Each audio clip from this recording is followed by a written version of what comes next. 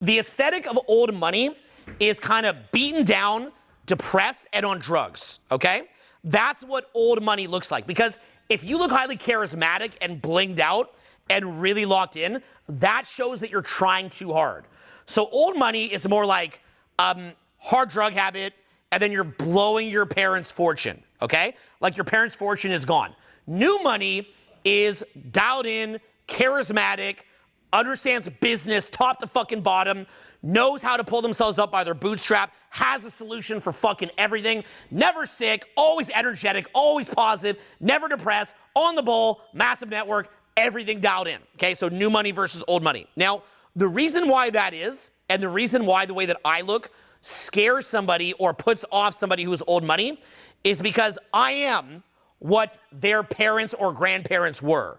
And so what even happens is that old money guy will be there with his girlfriend, and his girlfriend thought the whole time that she's with a rich guy.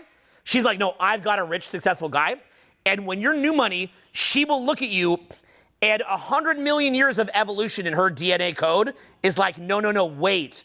I had the wrong guy the whole time.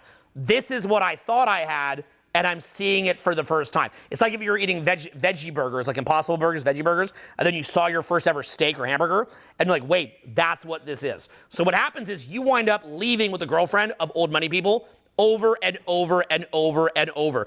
Also, you wind up becoming a business threat to them as well, okay? So the reason why an old money person literally has no choice, they cannot be not on drugs, not depressed, not fucked up. It's physically impossible for the vast majority, not all of them, but for most of them. Not all, but for most. Why is it actually impossible? And why did old money actually fuck them up? It's actually the worst thing that could ever happen to them. Why do you guys think that is? Can anyone tell me? Killed their ambition. Killed their ambition. What else? They didn't get the references. Didn't get the references. What else? No real pain. No real pain. What else? They had no drive to do better. What's that? They had no drive. No drive to do better, okay? Now, let me show you how this works, okay? You guys might say to yourself, how come hot women don't tend to build massive companies? How come rich kid men don't tend to build massive companies or to be very locked in or dialed in? They're unlucky. They got fucked over. They physically can't. Do you ever wish that a rich guy would just come and meet up with you in person, take you by the hand, and walk you past the smoking wreckage of all the failure that everybody else has, right to the promised land, okay? And they would just come to you and do it all for free. Well, guess what? I'm that motherfucker, because I do free events all over the country. Now, what we do is we meet up in the seminar, and we do a seminar all day together. It's incredible. We do a field trip at the end of the day. It's super fun. If you'd like to come because you'd like to make more money, well, guess what?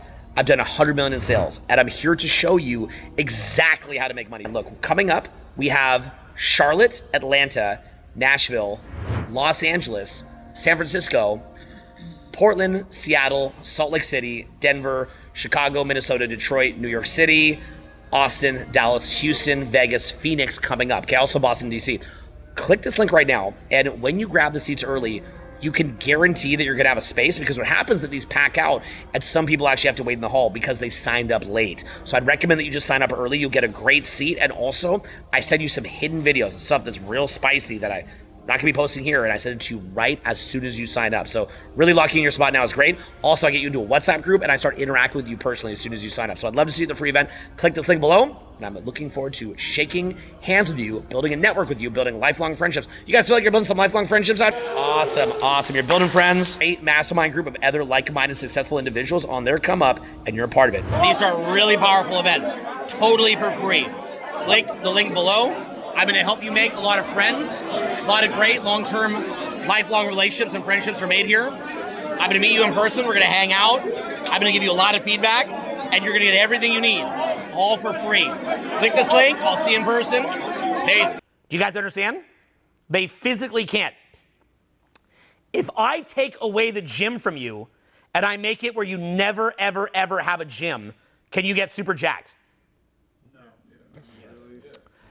I mean, maybe with push-ups or something, right? But like, say I don't let you even do a push-up. If I took away the gym, can you get jacked? No. They don't have a gym. It is no regular person who has everything given to them could summon the motivation to be on point. If everything was given to you, it would be physically impossible for you to summon the motivation to be on point. You can't. You physically can't, okay? This is why they tell you, if you're out in Yellowstone National Park, don't feed the bears. Don't feed the wolves. Even if that wolf is starving, you probably wouldn't feed it in most cases. Why should you never feed the bear or never feed the wolf? What will it do to it if you feed it? You kill it. You murdered it. You murdered it. You murdered the animal. You're causing it to die because you're dulling its instincts. Yep. I have a question for you. Loud. Question for you. So, what's your plan for your kids to not become old money? They're going to be not on my level. It can't happen. Do you understand? It can't happen. Being dialed in is a 1 in like a million kind of thing. That's why the hardest thing for children of fathers that are highly successful is they can never live up to it. They'll never be able to live up to that parent's heights. They just can't, okay? So you've got to understand that, let me make a couple points to you. Number one, they've got to go do something completely different. Like, don't try to replicate their parents' fire because they don't have the gasoline to do it. They've got to go in a completely different direction, okay? So you want to think about it like this. First of all, if you are walking around getting sick, walking around with low charisma, walking around not on top of your business, if you're getting depressed, you're acting like a rich person before you're rich. That's how you act once you're rich, okay? I'm sad. Sad is how you act when you're rich. Being sad or being depressed is the ultimate luxury. That is a beautiful state to be in. I am totally jealous of anybody who's sad. Anybody who's sad or like wants to commit suicide, you got to be like really doing well to be able to talk about committing suicide. You're crushing in life. If you're like, I want to kill myself, like that literally means you're winning so hard, okay? Because you have the time. Like you got the bandwidth and the time to like loop on all this shit, right? Somebody that doesn't have the bandwidth for this shit is not going to get to the point they want suicide because they don't have the bandwidth for it, okay? It's almost like two different people get locked up in jail. One of them is actually guilty and one of them is falsely accused and is innocent. Who's the person who's going to sleep the best that night? Guilty. Why is the guilty one going to sleep really well? Because they actually did it. Not just because they actually did it. What else? Not stressing out about what's going to happen. No, they're probably stressed. No, they know they're going to be there. They know they're going to be there. They know they're fucked.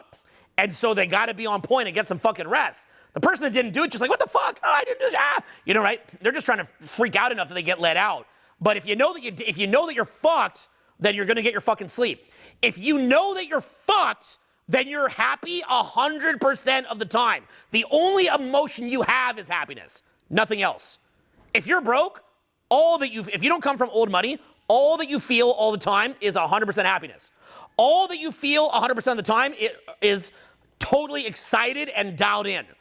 You never get sick because you wouldn't let yourself get sick because you can't afford it. Getting sick is a luxury. Like, let's just get sick. Let's get sick. Like, that's a fucking luxury. Like, let's engage in habits that will make us get sick. If you don't have the choice not to get sick, you're going to have habits that will stop you from getting sick. I don't teach that, by the way. I don't teach any of that, okay? I'm just speaking as an analogy. Myself, an anecdote. Then from there, I never did a double-blind study. I've been thinking 15 years myself. Then from there, never depressed, never sick, never negative, and also always 1,000,000% charismatic, okay? If you don't come from old money, you are always dialed in, always 100% charismatic, massive charisma, 10 out of 10, very literal, high, top 0.1% charisma in the world if you don't come from old money, okay? Also, you know everything about sales and marketing. Like, you know sales and marketing dialed in, top to bottom, if you're not coming from old money.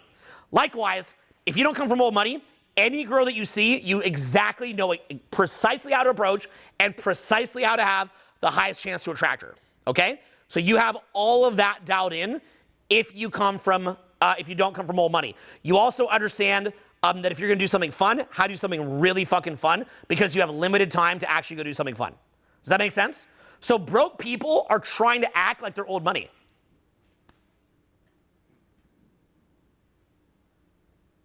They think they're old money. That's how brokies act. They're acting like they're old money. Like some heroin junkie on the street, like, you're not old money. What are you doing heroin? That's for when you're old money. The heroin is what you do when you have rich grandparents. You don't do heroin if you don't have rich grandparents. You do heroin when you have rich grandparents. They're trying to skip the steps. Depression is the ultimate luxury. I would love to be depressed. I miss being depressed. Like, I would love to just have like a good like suicidal ideation. Like, oh my God, like I'm depressed. That would be fucking awesome. How great would that be, right? Like, I'm sad.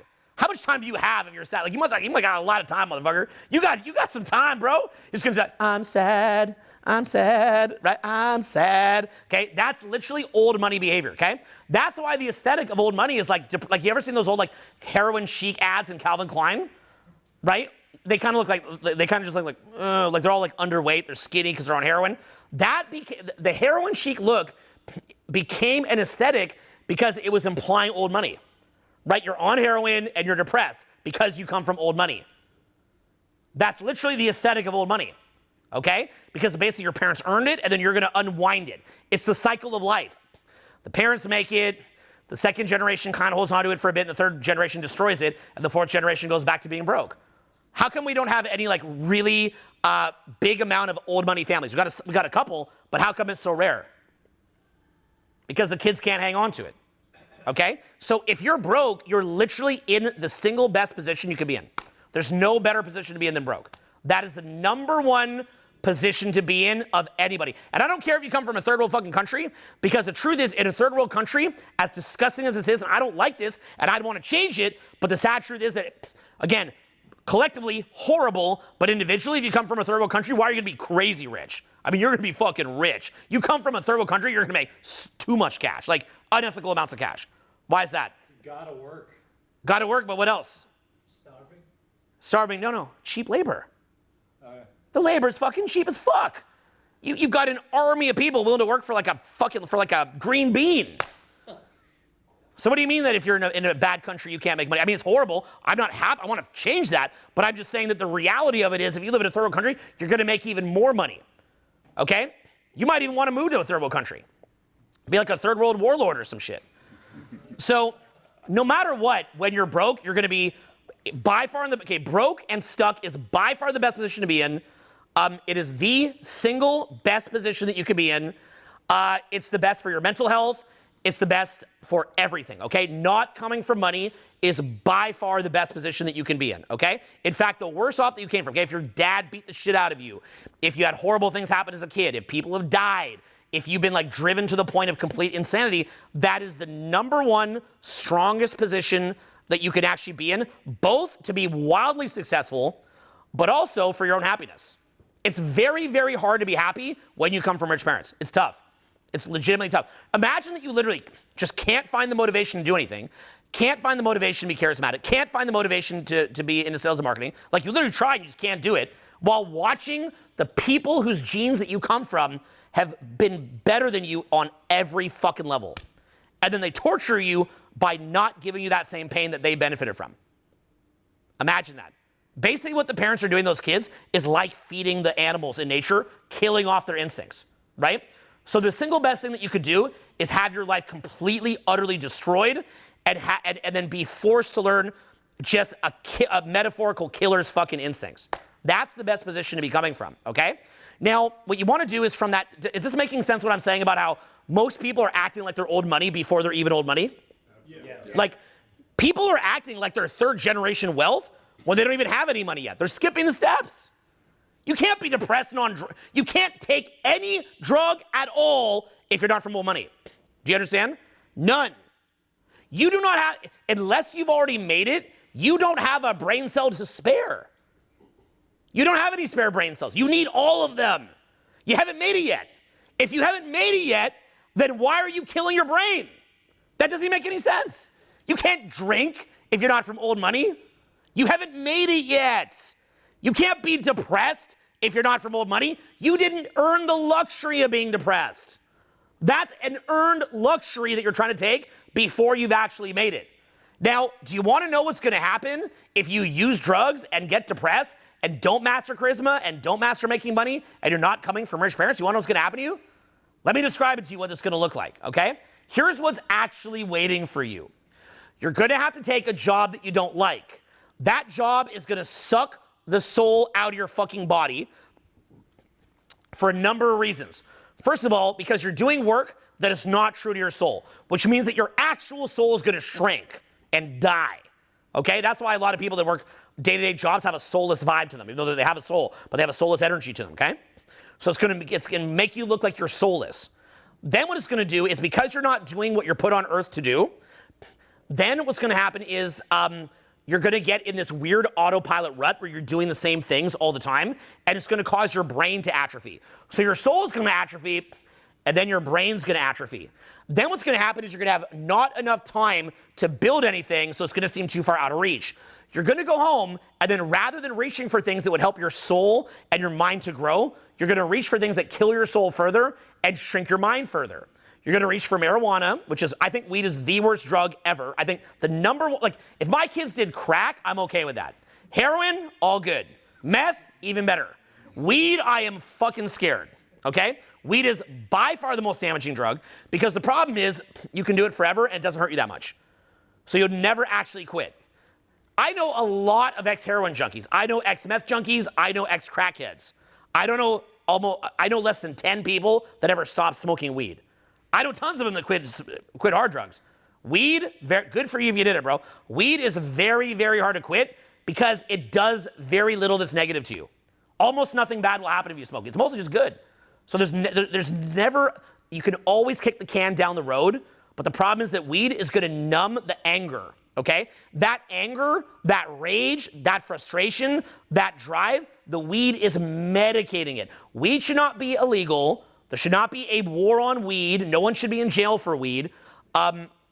Weed is also a medicine for people that are dying or in chronic pain. But as a regular person, you should only be using that if you're from old money and then, having some fun ruining your parents' fortune. But if you're not having some fun ruining your parents' fortune, you can't be smoking weed. That's not even close to an option. Literally, you can't do that. Also, if you understood the brain on the level that I do, you would never touch that stuff. You wouldn't go near it. You wouldn't go near any of it, okay? Now, from there, you're going to get put in that rut. You're probably going to get a significant other that you're not even that into. Then she's probably going to convince you eventually to marry her, and then she's going to jack you for half your shit later, okay? And you're going to spend a ton of money in court. So you're going to wind up older, alone, half your money gone of the money that you did make, no soul, brain is dysfunctional, your brain looks calcified, and then you're going to reach for things that hurt you to make yourself feel better. So you're going to fry your brain even more, probably eat a bunch of processed foods, and then completely fuck yourself. It's literally like you're a walking zombie. You're like a walking dead, okay? That's actually what's going to happen if you don't get on top of your shit. So going back to your question, why do you always look like you're on point? I don't have a choice. I'm not from old money. I just understand what I'm actually dealing with, okay? I understand what I am dealing with. I don't think most people understand the severity of what it is that they're dealing with, okay? Let me also make another point. When I'm at home for too long, let me show you what my average day looks like and how much I hate it. My average day is I wake up in the Hollywood Hills, big mansion, looking over the city, beautiful view, private gym, walk up, hit the gym. I've got either a cook that will come over and cook for me, or I go out to one of the best breakfast restaurants in LA. I then will do work that I'm very passionate about, go to some really sick party, probably go home with some gorgeous girl, have sex with her, and go to bed. If I do that for even a month and a half, I want to blow my own brains out. Oh, I didn't also say I also have tons of cash, and I'll probably go shopping on Rodeo.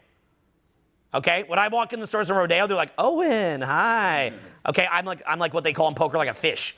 Okay, like the sucker that will just buy everything. Like they're like, want to buy this? I buy shit in every color. Like I was at Chrome Arts the other day. I bought like every color of Chrome Art sunglasses, and those are like almost $2,000 a pair. Okay, so the point being is like I'll just go there. I'll just buy everything. I just pretty much just buy everything. So the point is, that's a life that a lot of people probably would dream about. If I do that for 3 or 4 weeks straight, I literally want to blow my fucking brains out. Anyone can guess why that is? Same, nothing new. It's just same, nothing new. What else? It's too easy. Too easy. What else? It's almost like old money. I'm acting like old money. What else? Dopamine overdose. I don't actually get enough dopamine from it. What else? There's no growth or change. Yeah, not enough growth or change. I get bored as fuck, okay? I am bored as fuck. I want something that will expand my soul, something that will challenge me, something that's hard. We as men in particular want to conquer. And that doesn't mean to go hurt other people, but what it means is that we have a desire to conquer every fear and every limitation. Every fear, every limitation. And we want to destroy all of them, okay? Spiritual limitations, energetic limitations, confidence limitations, limitations with women, limitations around money, limitations around travel. We want to expand and expand and expand and expand, but not just broadly. We want to go deeper in our spirituality. While we're doing it, we want to become more present and have more depth of enjoyment while it is that we're doing it, okay? Like, even it's instinctive, and you can train yourself to feel it. I can remember, even for me, just like something simple, like very mundane, like driving my first time to the Redwood Forest in California, and then just hiking through the redwoods for a couple of weeks, and then driving into Oregon, and just that feeling of penetrating into Oregon when you've never been in Oregon, and seeing that "Welcome to Oregon" sign, and just knowing like I'm now entering Oregon, right? And like, what's gonna be here? Like, what bizarre mountains are there to climb here in Oregon, right? I spent a half decade of my life just driving around, not even knowing always where I was gonna go, right? That's a beautiful experience for a man. I think women can enjoy it too, but I can speak only as a man because I am a man. I think for men, that's a very beautiful experience, just like having a year to just go hiking, like just drive around and just literally go explore. Your DNA will sing when you do this. Your DNA will literally be singing. You'll feel the joy, like you'll feel parts of your brain letting up. Yep. How did you train yourself to enjoy stuff like that? I think it's natural. Like, we are a species that literally conquered the earth. So what happens is that we get taken out of that and we get very, very, very depressed. We get super depressed, super malaise. And then like all this just dumb shit gets put in front of us to kind of like medicate us, right? To medicate our ambitions and our impulses. And so what happens is like, self-help gurus are kind of like almost get to the point of being like a self-parody, almost like a cliche, because they're like, live with passion, you can do it, conquer the world, right? It's not like self-help is basically a cliche at this point. It's kind of like mock-worthy, not kind of, it's kind of funny to mock if you're someone not into personal growth. But the reason why self-development coaches talk about this stuff is because 99.9% of the world is in a fucking stupor. 99.9% of the world is in a stupor. So even though it's kind of funny, like a cliche or a self-parody, it really is the fact that almost everybody's in a stupor. So when a personal growth teacher comes in, step one is to shake the audience out of their stupor, right? Like to put a bunch of stuff in front of their face and get them to snap out of it. So that's what you have to understand, is that if you're in a stupor, you've got to start to snap out of the stupor. But you'll find that when you begin to conquer, your mind will just wake up into a different gear that you didn't know existed. And that you basically have been put like a rat in a cage, like a hamster in a hamster cage. And you have very, very different instincts than that. You don't realize how incredible your instincts are. You have incredible instincts. Have you ever actually pondered like your genetic lineage and where you came from and what your ancestors would have been through? All of us here, we're all related. Have you ever actually spent some time thinking about that? Like what your ancestors did? I mean, your ancestors literally knew how to deal with a lion attacking their village. Imagine this. They know how to hunt. So there's parts of our instincts that if we don't wake up, we go through life in kind of a derp state. That's why being broke and being stuck is just the most incredible, beautiful, insanely awesome position that you could ever be in, because what's happening is it's giving you fuel, right? So every problem that you have has to be transmuted on an ongoing basis, specifically into fuel. But you've got to understand, what did I tell you? If I wake up in a big mansion in the Hollywood Hills with more money than I know what to do with, have sex with a beautiful girl, go out to the best restaurant, go to the best party, go do a bunch of shopping, drive around the best cars, I get depressed. So what is the actual lesson if all the stuff that you're gonna get is boring to the point that you get depressed? Why do you guys think the rich kids just do drugs and commit suicide? They have all that stuff. They literally have all of it. They have all of it. They have all of it. So I become feeling depressed like a rich kid. I just want to try drugs. You know, if I sit in LA for a month just living a rich lifestyle, I just want to take some drugs. Why? I never did a drug, but like I'm down to try if I sit in LA one more day. So why is it that all that's like all that stuff is a symptom, but what does it mean to actually be rich? What is actual wealth? Abundance. Not peace for a man. That's old age wealth. Abundance. Yeah, opportunity and growth. What else? I think you're talking about the wolf is like when they're already given the food, they don't get the dopamine from it. But when you're actually like in the hunt for it, that's when you get the dopamine. Yeah, the hunt. The wealth is the hunt. So real riches is having a mission and a purpose combined with some fun stuff. So yeah, you definitely want to have that super fucking baddie girlfriend that you fuck the shit out of. You definitely want to be able to go to whatever restaurants you want. Like, you want to be able to buy whatever you want. Like, you don't want to look at a car and go, I can't buy that. That's a terrible feeling, right? You look at a watch, you can't buy that. You look at a house, you can't buy that. You know, a restaurant you want to go to, I can't eat there. A vacation you want to go to, oh, I can't go there. That's a very emasculating feeling. That ever make you feel emasculated? Somebody can go do that and you can't. That's a very, very emasculating feeling. It's one of the worst feelings in the world when you just can't have it. I think there is a limit to that. For example, something like a mega yacht. Personally, if I needed that, I would go into a business model where I would be able to afford like a $300 million yacht. I think that's a waste because I think that you could just take a trip on that yacht as opposed to owning it, because I don't want to spend all my entire life doing a job I'm bored by. But if I did care only about that yacht, I'd go into a different industry. I wouldn't do coaching. But the point being is that certain things, I think, like owning my own spaceship, like Blue Origin or whatever it's called? What's that one called? Yeah, Blue Origin. I don't need to own my own spaceship line. But as far as like, you know, sick house, sick car, jewelry, clothes, restaurants, parties, girls, like all that, the basics, which is really just the basics, that you definitely want to have down 100%. But when you have that down, you have to understand those there are kind of like, the best way I put it to you is that that's like you're like a Native American who won a war, and those possessions is like the feather in your cap, right? It's like a war trophy. That's all those things are. They're just trophies of war. They're not the actual, and Native Americans not going to stare at a feather like the feather. The Native Americans probably thinking about the next war. Yep. Do you think that cap on success that different people have is genetic? No, I think that they are not broke enough. The problem is they need more pain, right? Like, unfortunately, a lot of people, the way that society has become stabilized is that we were able to reduce enough pain to where people are getting a trinket and they'll just get stuck there. So the way that we were able to take wolves and turn them into chihuahuas was just giving them enough little scraps that they de-evolved, right? But if you put that same person in enough pain, they would then rise up. And again, it's not a competition of who gets more.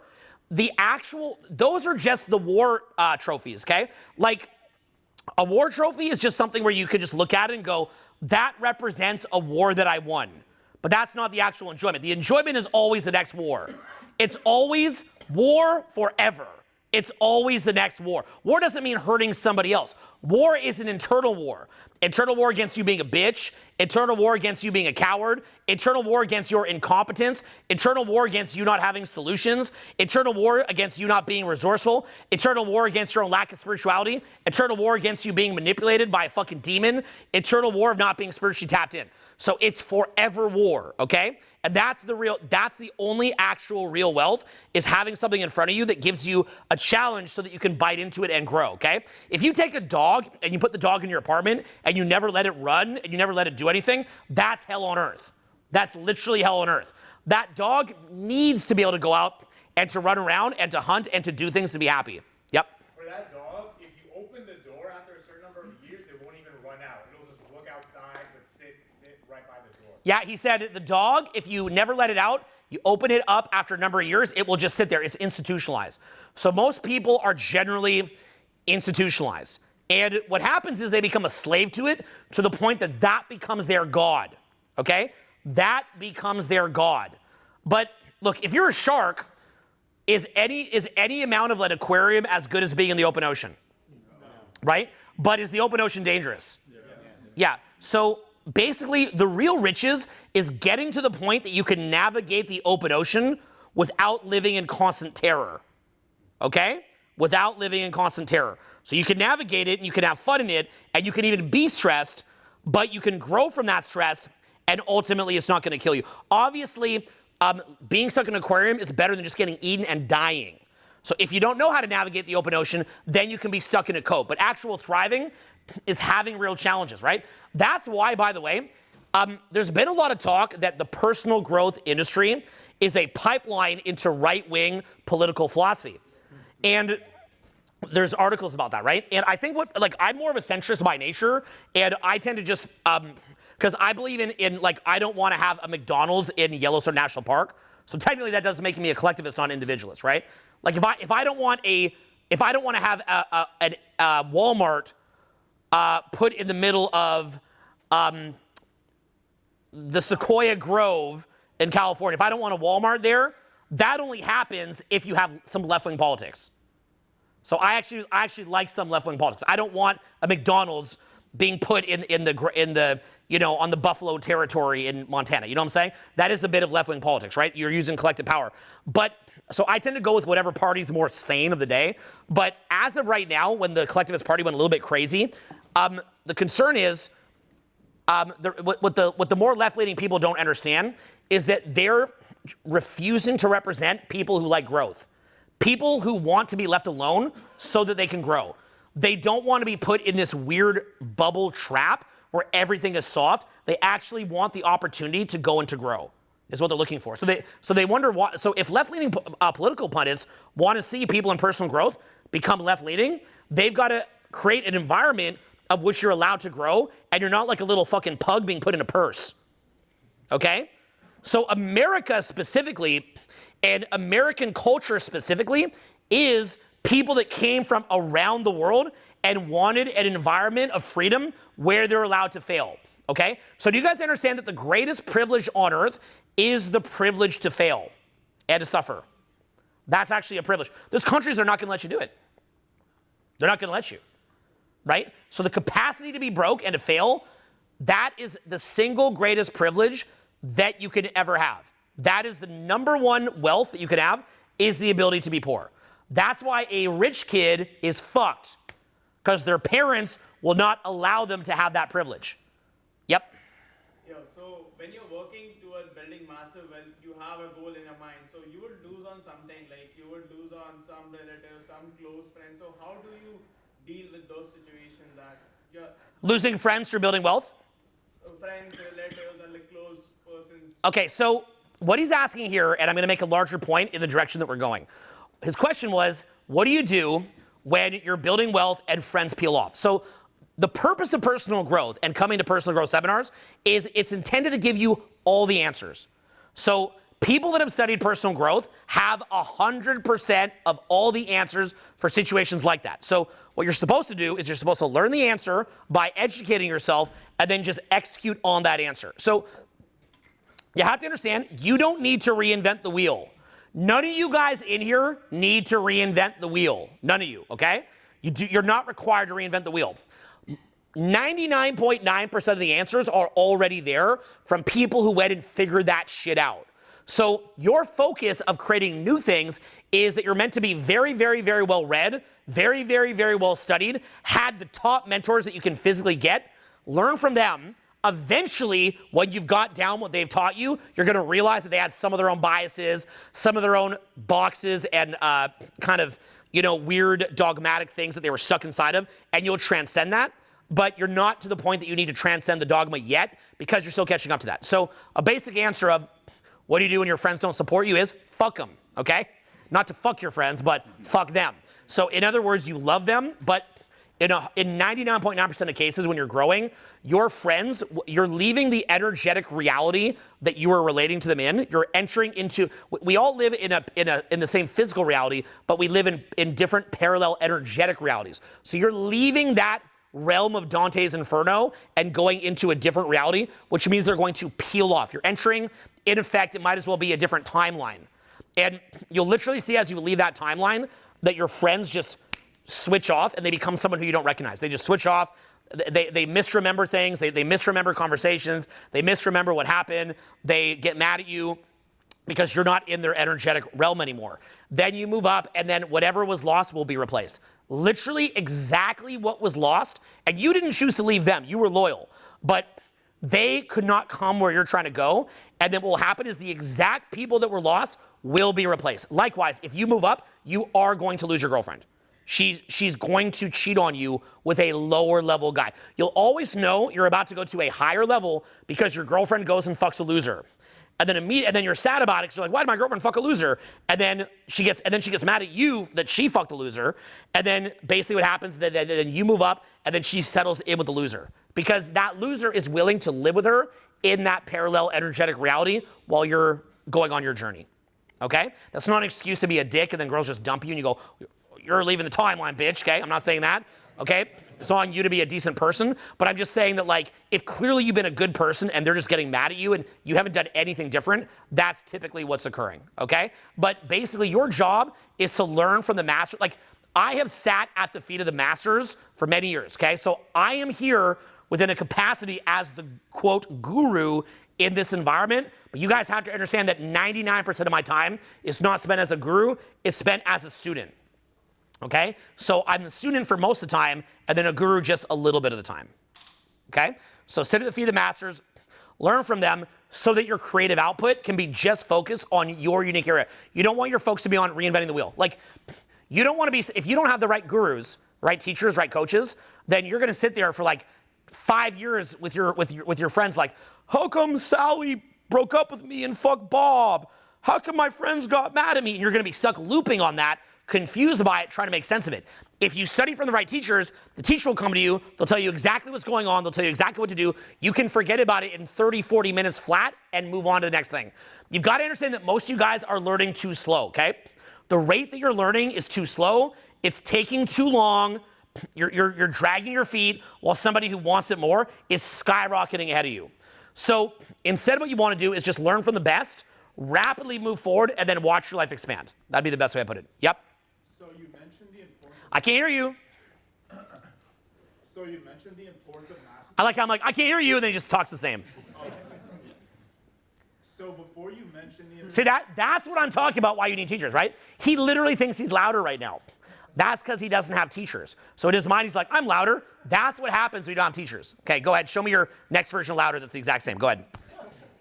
So before you mentioned the importance of But he thinks he's louder. Okay, go ahead. Wait, what? I'm not louder? So before you mentioned the It's just the same. It's just standing the same. How come we're not pointing at him? He's fun. Okay, yeah, go ahead. So you mentioned the importance of mastering charisma. What is the route of that look like? Well, we'll come back. We have got a long weekend together, so we're gonna go on that. But I'm trying to keep us on one thread for the time being. Okay? All right. So, okay. Anyway, are you guys following what I'm saying about your path to mastery and what's involved? So your original question was, why do you look locked? It was you who asked it. Why do you look locked in? Why do you look like you're happy all the time? Because I don't have a choice. Okay? So in other words, I think the biggest problem in the masses is they think everything is going to be okay. They think everything is going to be fine. They think at some point something's going to change. So basically you see these people that are just going the same job, doing the same thing over and over, and then the classic trope in personal growth is if you keep doing what you've always done,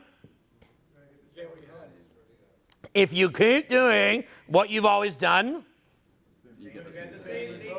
you'll keep getting the same result, right? Is it Einstein that has the quote? Is it Einstein? What's the definition of insanity?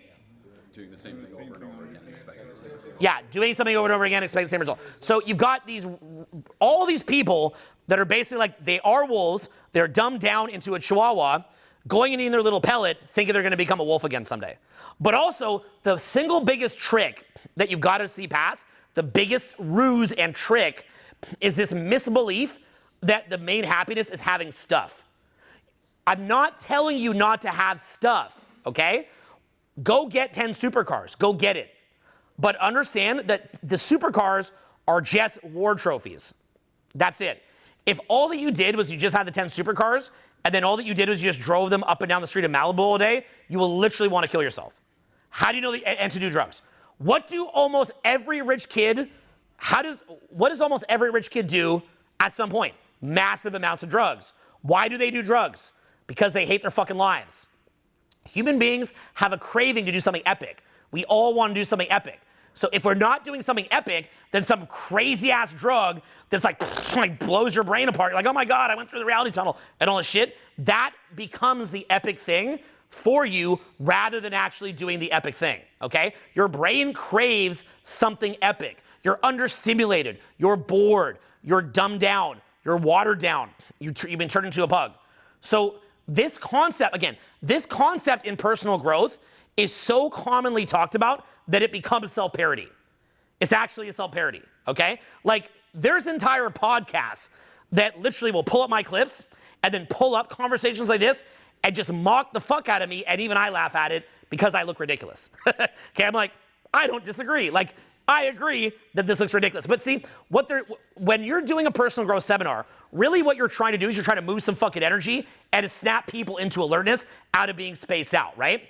So it's like if they're gonna take a video of you while you're fucking your girlfriend and you're like, right? And then they just take 2 minutes of that while you're going, like that. They're not showing, like the date that led up to it, kissing, making out, the lead up. They're just fighting you like in the throes of like that. So you look retorted, okay? So there's a context to that, right? If you get a boxing match and it's like round 12 and some guy's like, whoa, like that, and you don't have a context for what that is, the guy just looks retorted, right? But the thing is that the reason why personal growth is such a ridiculous thing to parody, and it looks so ridiculous to people who don't get it and don't have an interest in it, is because imagine if you're somebody who has no interest in personal growth. You're literally just the fucking pug in your owner's purse that just gets fed the little dog food and just wants a diversion retreat, right? And then you see some seminar, some guy's like, you've got to become the wolf. The car is the fucking war trophy. That guy looks so fucking retarded. He looks so stupid because of the fact that there's no context, right? But the truth is, maybe 1% of the population is just bored with being a chihuahua in their owner's purse. It's a small percentage of the population that wants something different, and then they gather in little rooms, and they go, oh, guru, tell us that I'm a pug. And then the guru comes and beats you down and goes, pug, pug, pug, pug, like that, right?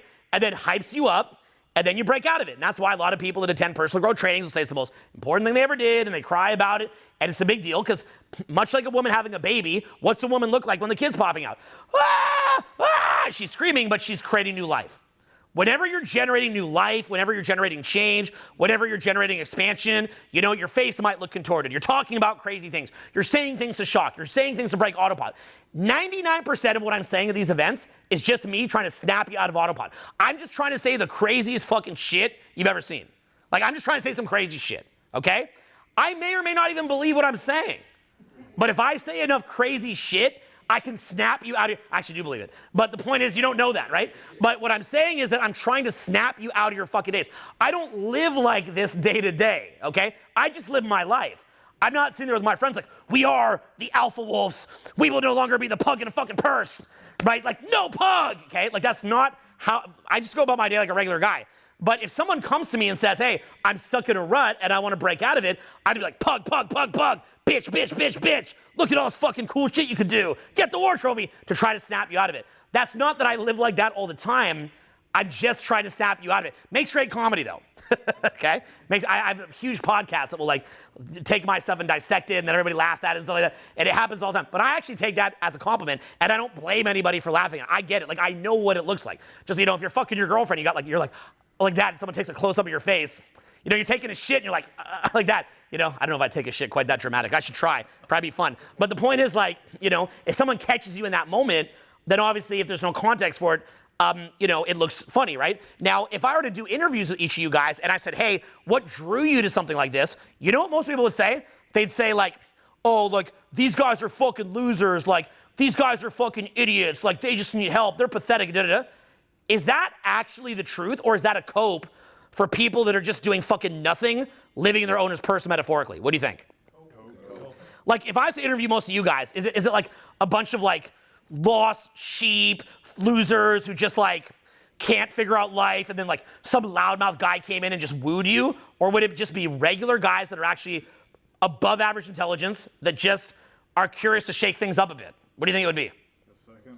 Look, I'll put it this way. If you want to see who's the kind of people that are in the crowd, since at home they just see the back of the heads, I know a lot of you guys. It's just regular fucking people, right? Ryan, I know you. Were you here because you're so, here, stand up for a sec. Were you here because you're so hard up on life, or what drew you into environments like this? I'm just always looking for 1% better, I guess. And I just noticed I've been watching you since 2019, and you never stopped. Like, you've always just kept getting better. Thank so you. it's just cool getting around you because you just hear things that, like, I don't know, you can go to a whole seminar and only hear one thing, but it's going to change your life. Yeah, but Like- Ryan, aren't you just some like ugly incel who's short, who could never meet a girl in your life, who's broken, lost, and that's what drew you to the self-help cult? Isn't that what it is? Because you're lost and life is sad for you? Yeah, that's exactly it. Right? But I'm trying to make the point, like, I know Ryan, awesome guy, regular guy, maybe just wants to expand his life a little bit. What are some things that you just like to expand? Definitely wealth, you know, relationships too. I feel like everyone like right now is just so down on like relationships, and I feel like there actually is hope. I don't know. I like it. Give me a hand, guys. That was awesome. So, right? Like, you know, I know half the people in this room. It's just regular people. But you'll see in personal growth, because you asked the question of what do you do when your friends start dogging you about it? People here are just regular. Most people that come to like a seminar from a teacher that teaches long form, very nuanced, very dense personal growth content is regular people that just want to be bashed down by a teacher a little bit to motivate themselves to step up. So in personal growth, what are the tools that we're using to try to get you to step up? Like when I'm giving a speech like this, what am I fundamentally trying to do to try to reach you? What am I trying to do? What are some devices that I'm using to try to get you to wake up? Because what I just gave was like an Owen version of a very cliched, classic self-help talk. Like that was my version of that talk. Every self-help guru gives that same talk. That was just the Owen version. How'd you like the Owen version? Was it cool? Yeah. Thank you. That was the Owen version of the same talk that Jocko Willink will give, Andy Elliott will give, Tony Robbins will give, even Eckhart Tolle might give in his own angle of it. Every self-help teacher gives that same talk. What are some of the devices in it? Why is that such a cliched talk? And why is it that like the classics are sometimes the best? What are some devices that we're using there? Shock value. So what I'm talking about, like when I start saying mansion, girls, but it doesn't even matter, what am I trying to get you to do? What are the devices that I'm using there to try to snap you into your best opportunities? A change of perception. A change of perception. Yep, what else? Expansive thinking. Expensive thinking. What else? Expansive thinking. And expensive thinking. What else? Positive visualization. Okay, so look, let's look at what we did there. The first thing that we said was rich people, their lives actually suck. What is it that I'm trying to do? How am I trying to reach you when I'm real? And it's all real. I've literally hung out with the Rothschild kids. I have hung out with the Cheney kids, the Bush kids. Like, I've met these people. I know how these people are, okay? A bunch of the younger ones. I met them at a thing called Summit Series, by the way. This is all real. Now, I've sat at tables with them. I've got to know them, okay? They're nice people. But what I'm trying to show you here is when I say that they're actually in a worse spot, which is real, what is the first thing that I'm trying to help you to break out of to help you? Victim thinking. Say it louder. Victim thinking. Okay, so, by the way, again, I like both right-wing politics and left-wing politics. I think they're both important, okay? I know everybody just hates all politics. Well, we have to have some kind of politics. We can't just have no politics, guys, okay? So the point is that because politics people are trying to figure out how society's going to run. What would you guys say is a good version of left-wing politics, and what would be a bad version that's exploitative? What would a good version be? There's a healthy version. They have like People have a empathy choice. for most people. Empathy. What else? People have a choice. People have choice. Like what? The majority voting. Okay, majority. Okay, what else? Safety net. Safety. Yeah, safety net. What else? Inclusiveness. Inclusiveness. What else? Environmental protections. Okay, so it's anything. Look, it's anything where one individual would be able to amass so much fucking power that they can put a Walmart in the middle of Yellowstone National Park. That's a metaphor. And shit like that will actually happen, okay? If there is not collective pushback, some rich guy will just run the whole damn planet. So you do have to have some degree of collective pushback. Also, there's collective initiatives like a national park. I like national parks. That is a collective initiative. That is, technically speaking, a more socialist agenda, right? That's, how about roads? You guys like roads? Or are you so individualistic? You're going to go around on your horse in the forest. Could be, so that you can be the alpha wolf, right? Could be fun, but that's a very far right leaning perspective. You don't even want to have a fucking road, okay? So, okay, what happens if we don't have a military? Some country like China that is collectivist will just come in and take over the whole country. We don't have a military. That takes taxes. So those are collectivist ideas, right? What is the toxic version of collectivism? What's the bad version of left-wing ideology? 2020. Victim. Yeah, lockdowns. What else? Handouts. What else? Victimhood. I think the biggest single one is victimhood. Let me tell you why. I've taught personal growth for a quarter of a century. What is the main thing that personal growth teachers are paid millions of dollars to break in someone? What's the first thing that you have to break in someone so that they can actually be successful? The number one thing, before anything else can even happen, what's the number one thing before anything can even happen that you have to break? Victim mentality. It's literally victim mentality, okay? Now, by the way, let's look at left-leaning politics. What would a left-leaning person say is valuable about victim mentality? Because again, I think we can understand things from all perspectives. Well, guys, and try to be quiet there for a minute. Okay, so guys, here, put that under the table for me, okay? So guys, if the population is being overrun by, like, say that you have a big business, right?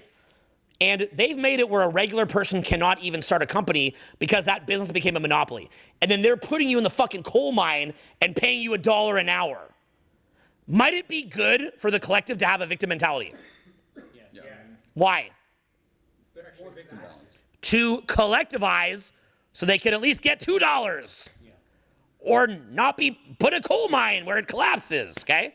So there is a good version of collectivism and of left-leaning politics. So that is a healthy version of victim mindset. Where is the toxic version, which is more recent, just recently, like in a decade from now, the Democrat Party might be the shit again. We need a good left-leaning party. We need a good Democrat. Like, if you're Republican, you want a good Democrat Party to hold the Republican Party in check.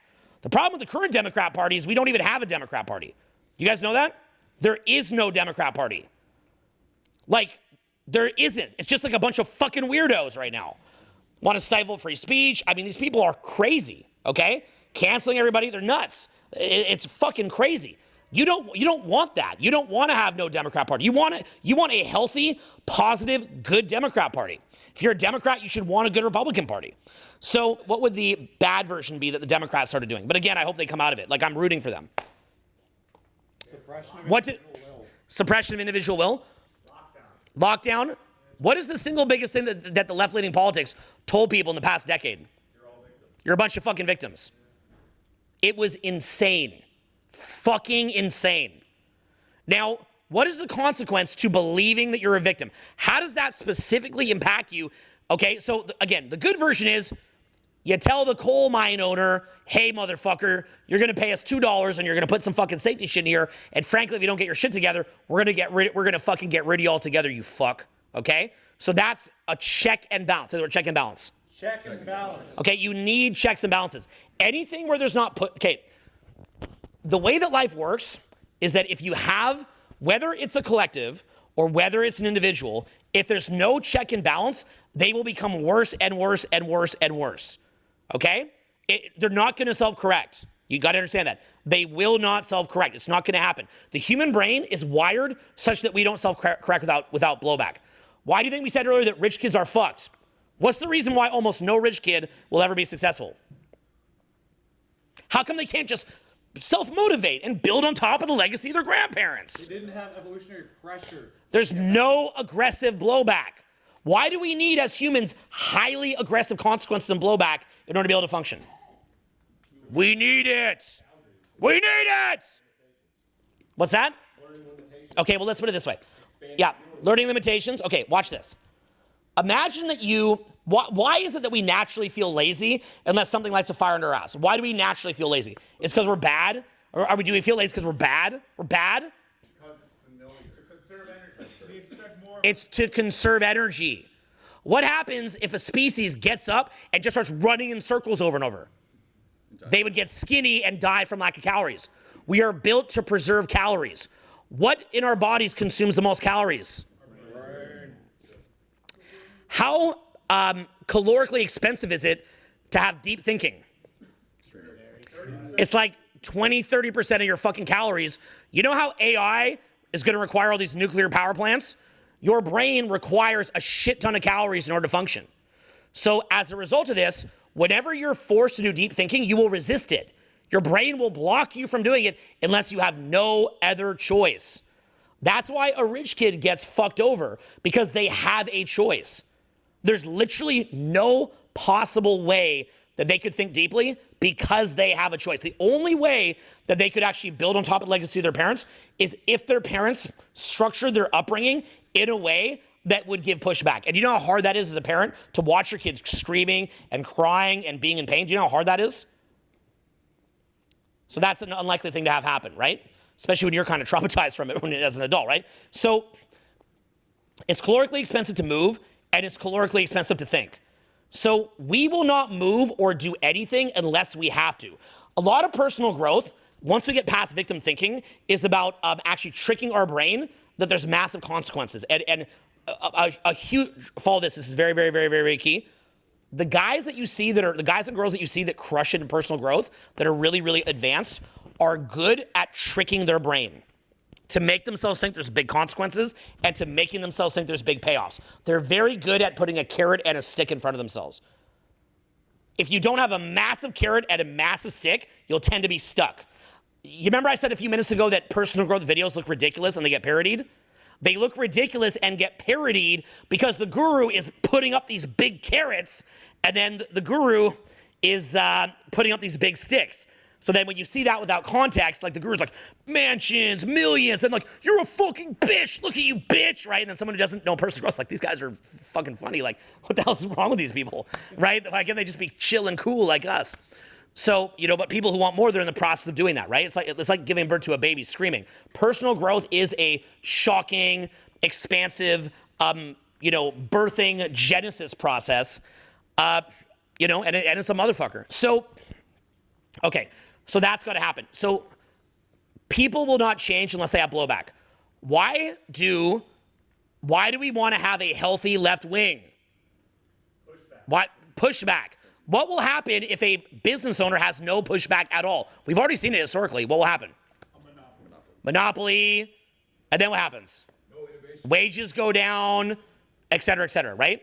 Yeah, and slavery. And it gets to the point where the people stuck in it cannot get out. Like, how many lives would have to be lost in China to get rid of the Communist Party? What do you guys think? Say that they woke up, they're like, we don't want to have a Communist Party anymore in China. How many people would die trying to remove the Communist Party? Is it even possible? Even if all of them tried, could they even do it? 200 mil. Probably 200 mil. Okay? He's guessing, right? So you'd have 200 million lives lost to get out of communism once it's been put in place. It's a big assumption to presume that many people could have an awakening, the proletariat could have an awakening. Yeah, it could. Yeah, he said it's a big assumption that the proletariat would even have an awakening to get there. By the time that anyone would even be speaking out, they would clamp down on social media, ban them, social credit score. It'll never happen. 200 million people right now. Yeah, they're trying in Iran, but they can't do it, right? So by the way, this is another confusion between left-wing and right-wing people. What does the Second Amendment look like to someone who is more left-leaning, and justifiably so? I'm not even trying to criticize it. What does gun rights to the citizenry look like to someone who's more left-leaning? What's it look like? What's it, guys?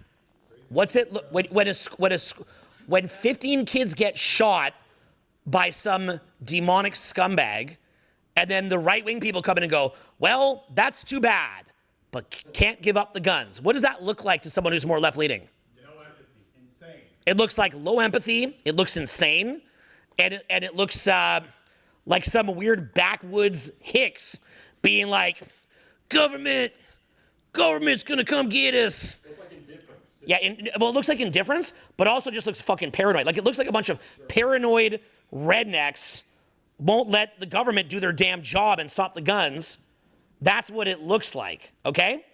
But then, how long did lockdown last in Australia? How long did lockdown last in Canada? How come in Iran they can't get rid of the tyranny? How come in Iran we can't get rid of the tyranny? They don't have guns. There's no guns, right? So the truth, I don't necessarily know which exactly is the better option. I don't know, but I think like right-wing people have a hard time understanding what a left-wing person's thinking. A left-wing person has a hard time thinking what a right-wing person's thinking, right? Most right-wing, here's what a right-wing person might be thinking. Okay, let me ask, here's how a right-wing person might think. Watch this, okay? Here's where a political divide happens, watch. Okay, so the financial elites, do they have armed security? Yes.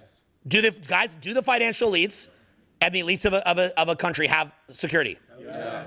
Do criminals have guns? Yes. Should an old lady be allowed to defend herself from a criminal in the same way that a rich elite can? Yes. Okay, so do you want an old lady to get shot and killed? No. Do you want an old lady to be able to defend herself? Yes. Okay, so that's how somebody who's right-leaning thinks about guns, as an example, okay? How would someone who's left-leaning think?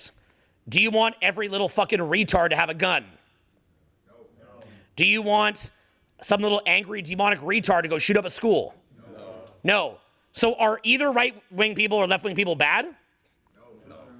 In most cases, no. They're just trying to make sense of the world. They just have a different model for how the world will function. That's it. Okay? Most people in general are good. You think the average person here wants to go shoot a bunch of people? Does the average person here want an old lady to get shot? Does the average person here want a schoolyard to get shot? No. Okay? The point is just people try to get to that same more positive outcome, but in a different route. And sometimes you need a little bit more right-leaning stuff, which is individualistic. Sometimes you need a little bit more left-leaning stuff. That's just kind of how society works, okay? Now, okay, and then some people are more extreme with it. Some people, they're all communists, and some people are all, they just want like total anarchy and libertarianism, right? That's a more extreme viewpoint. And maybe there's even some truth in there too. I don't know, but I'm just coming from my understanding of it. Now, that being the case, let's look at consequences. So collectivists are trying to put consequences onto somebody who's powerful to prevent them from becoming abusive. People will get basically worse and worse and worse and worse up until the point that there's some kind of a block. That is human nature. Human nature is such that if you're rich and you're exploiting people, you won't know that you're doing it, and your brain won't let you see that you're doing it until you get blowback. You will not stop, even if you're a good person. You will not know that it's happening. Okay? You're like, no, that's not true. I wouldn't do that. You've never had power. What are you talking about? How come 99% of people in power get like that? But you're different, but then you never had power. It's all these people that never had power saying what they would do if they had power. But they themselves have likely not undergone any dramatic spiritual awakening. They themselves have likely not undergone any massive amounts of self-accountability, but then they think that they would be different if they had power. In many cases, they could be way worse, okay? So I hate Jeffrey Epstein. I hate the whole Epstein thing, but it is funny for me to watch people that are like, fuck Epstein, and in my mind, I'm like, I'd be curious what you would do when you got your island invite. You know what I'm saying, right?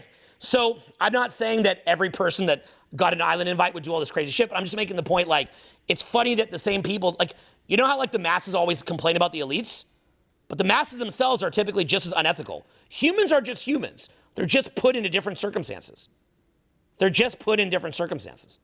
So now, knowing that, and knowing that that's the human tendency, and knowing that you need to have blowback, what does that mean about personal growth that you have to do if you want to have any hope to change? Make yourself blowback. Where you've plateaued, you have to give yourself new challenges, kind of like, Give yourself new challenges. You always mention the Kabbalion. You've got to generate this force to this force in order to climb higher. Yeah, you have to continually be say this after me, give yourself blowback. Give yourself blowback. Massive carrots. Massive carrots. Massive sticks. Massive sticks. Big dreams. Big dreams. Increasingly hard challenges. Increasingly hard. Yeah, and that's natural, okay? And by the way, another thing too, I have read every damn spiritual book I can get my fucking hands on. I love them all. My friend Frank Yang at the back, he's gone down that road profoundly. I love all these books. I love them to death. But my comfort zone is spiritual books, okay? I will read a spiritual book, and you know what my brain tells me?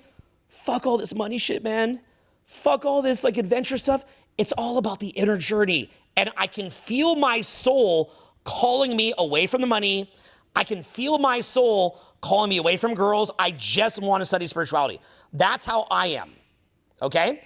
But I chose not to do that because in my personal experience, not everybody, but the majority of people that I saw who only did spirituality were actually just removing the blowback, and they were removing other components that would have allowed more depth. Many of my best spiritual teachers will talk about spirituality all day, my gurus that I go to, But I see them outside the guru talk, y'all. We go to the car when the parking ticket shows up on the dash, and they freak out and get mad. Totally incongruent to what they've been preaching for the last 2 hours. Okay? I see them get mad at the waiter when the wrong dish gets ordered. Totally fake compared to what they just spent the last several hours preaching. Because if they're making money by just saying spiritual things and meditating, they're still not put under pressure in order to learn how to be present to the moment and have spiritual depth in the midst of great pressure. So in my view, the real spiritual growth is studying spirituality and learning to bring spirituality into that journey that we're talking about so that there's depth there and you're not just chasing money for the gratification of your ego. You remember I said the mansion is just a what? It's a feather in the cap. It's a war trophy. The mansion is so that while you're on your adventure, you sit there in your mansion and you go, cool. All right. Nice. Next adventure. That's all that is. That's literally all that is. It's just a feather in your cap, okay? Like a nice watch for a man, like $1 million watch, that's not meant to make you happy. That's a trinket that you bought to celebrate a major victory. The cool thing with watches is you can resell them for the same price if it holds value. Most of them do. So you could get out of it if you wanted to. You just sell it, get out of it, even make money off it in many cases. Depends which watch. So that's what it's supposed to be. A Lambo is not supposed to be, oh, I have the Lambo. My whole joy is driving the Lambo.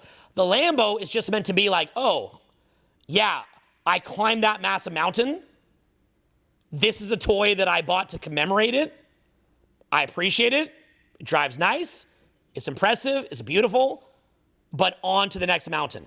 Your life is not meant to be just staring at the Lambo like a god. Okay? In fact, would you guys say that metaphorically, climbing that next mountain or winning that next war is a form of worship to God? Yes. Yes. Depends how you do it and why you do it and what your relationship is to it. If your relationship is ego gratification, that is blocking you from God. If the relationship is, self-aggrandizement, that's blocking you from God. But if your relationship is one of creation and you're creating something, that is aligning to the energy of your creator. If the relationship is the pain that this is going to put me through is going to force me to go to God in order to beat that challenge, then that is a form of worship. So it depends how you're doing it. Loud and quick, yep. Yeah, so does it have to be like sad, like once you have achieved one goal, then you have to target another goal? So does it have to be like it should always be sad, like chasing new goals? Not sad. You shouldn't always be sad. But if you're just sitting there like a fucking idiot, then yes, you'll become sad. Here's how it actually works, okay?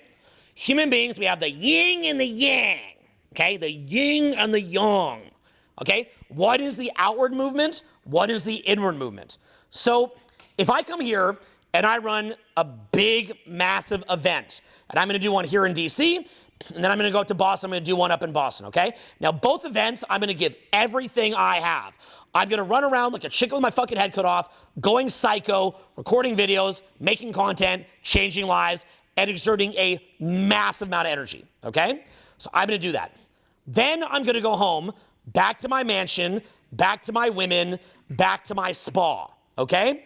And for a short period of time, I'm going to have sex. I'm going to go to Russian Banya. I'm going to do a party. I'm going to go to a restaurant, and I'm going to relax, and maybe I'm going to go in nature and do a little hike, okay? That is going to calm down my nervous system, and whatever brain neurotransmitters I burnt down by doing these improvisational speeches, my voice that I burnt down by screaming to an audience without even speakers, because by the way, everyone always asks me in my videos why I'm yelling. Am I using speakers? No. Am I saturating the room with noise so everyone can hear? Yes. But am I using speakers? No. That's real public speaking, by the way. Not the fake public speaking of not knowing how to use your fucking voice. I'll use speakers once the audience is really big or if I'm on a huge tour. But the point is that you should be a proper orator. So I'm being a pure form, purist, traditional orator, like back in Greece, talking to the population before speakers were invented, okay? So my voice will burn down, I will become tired, and I'll rest. While I rest, I will reflect on the victories and losses that I achieved on the road, okay?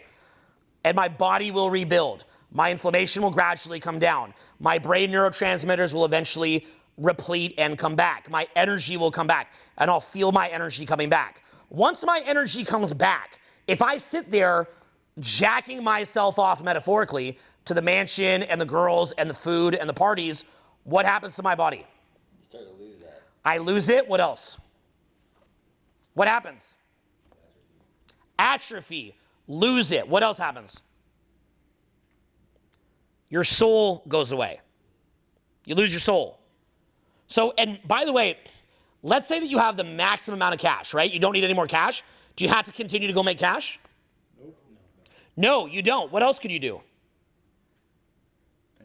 What are some other things?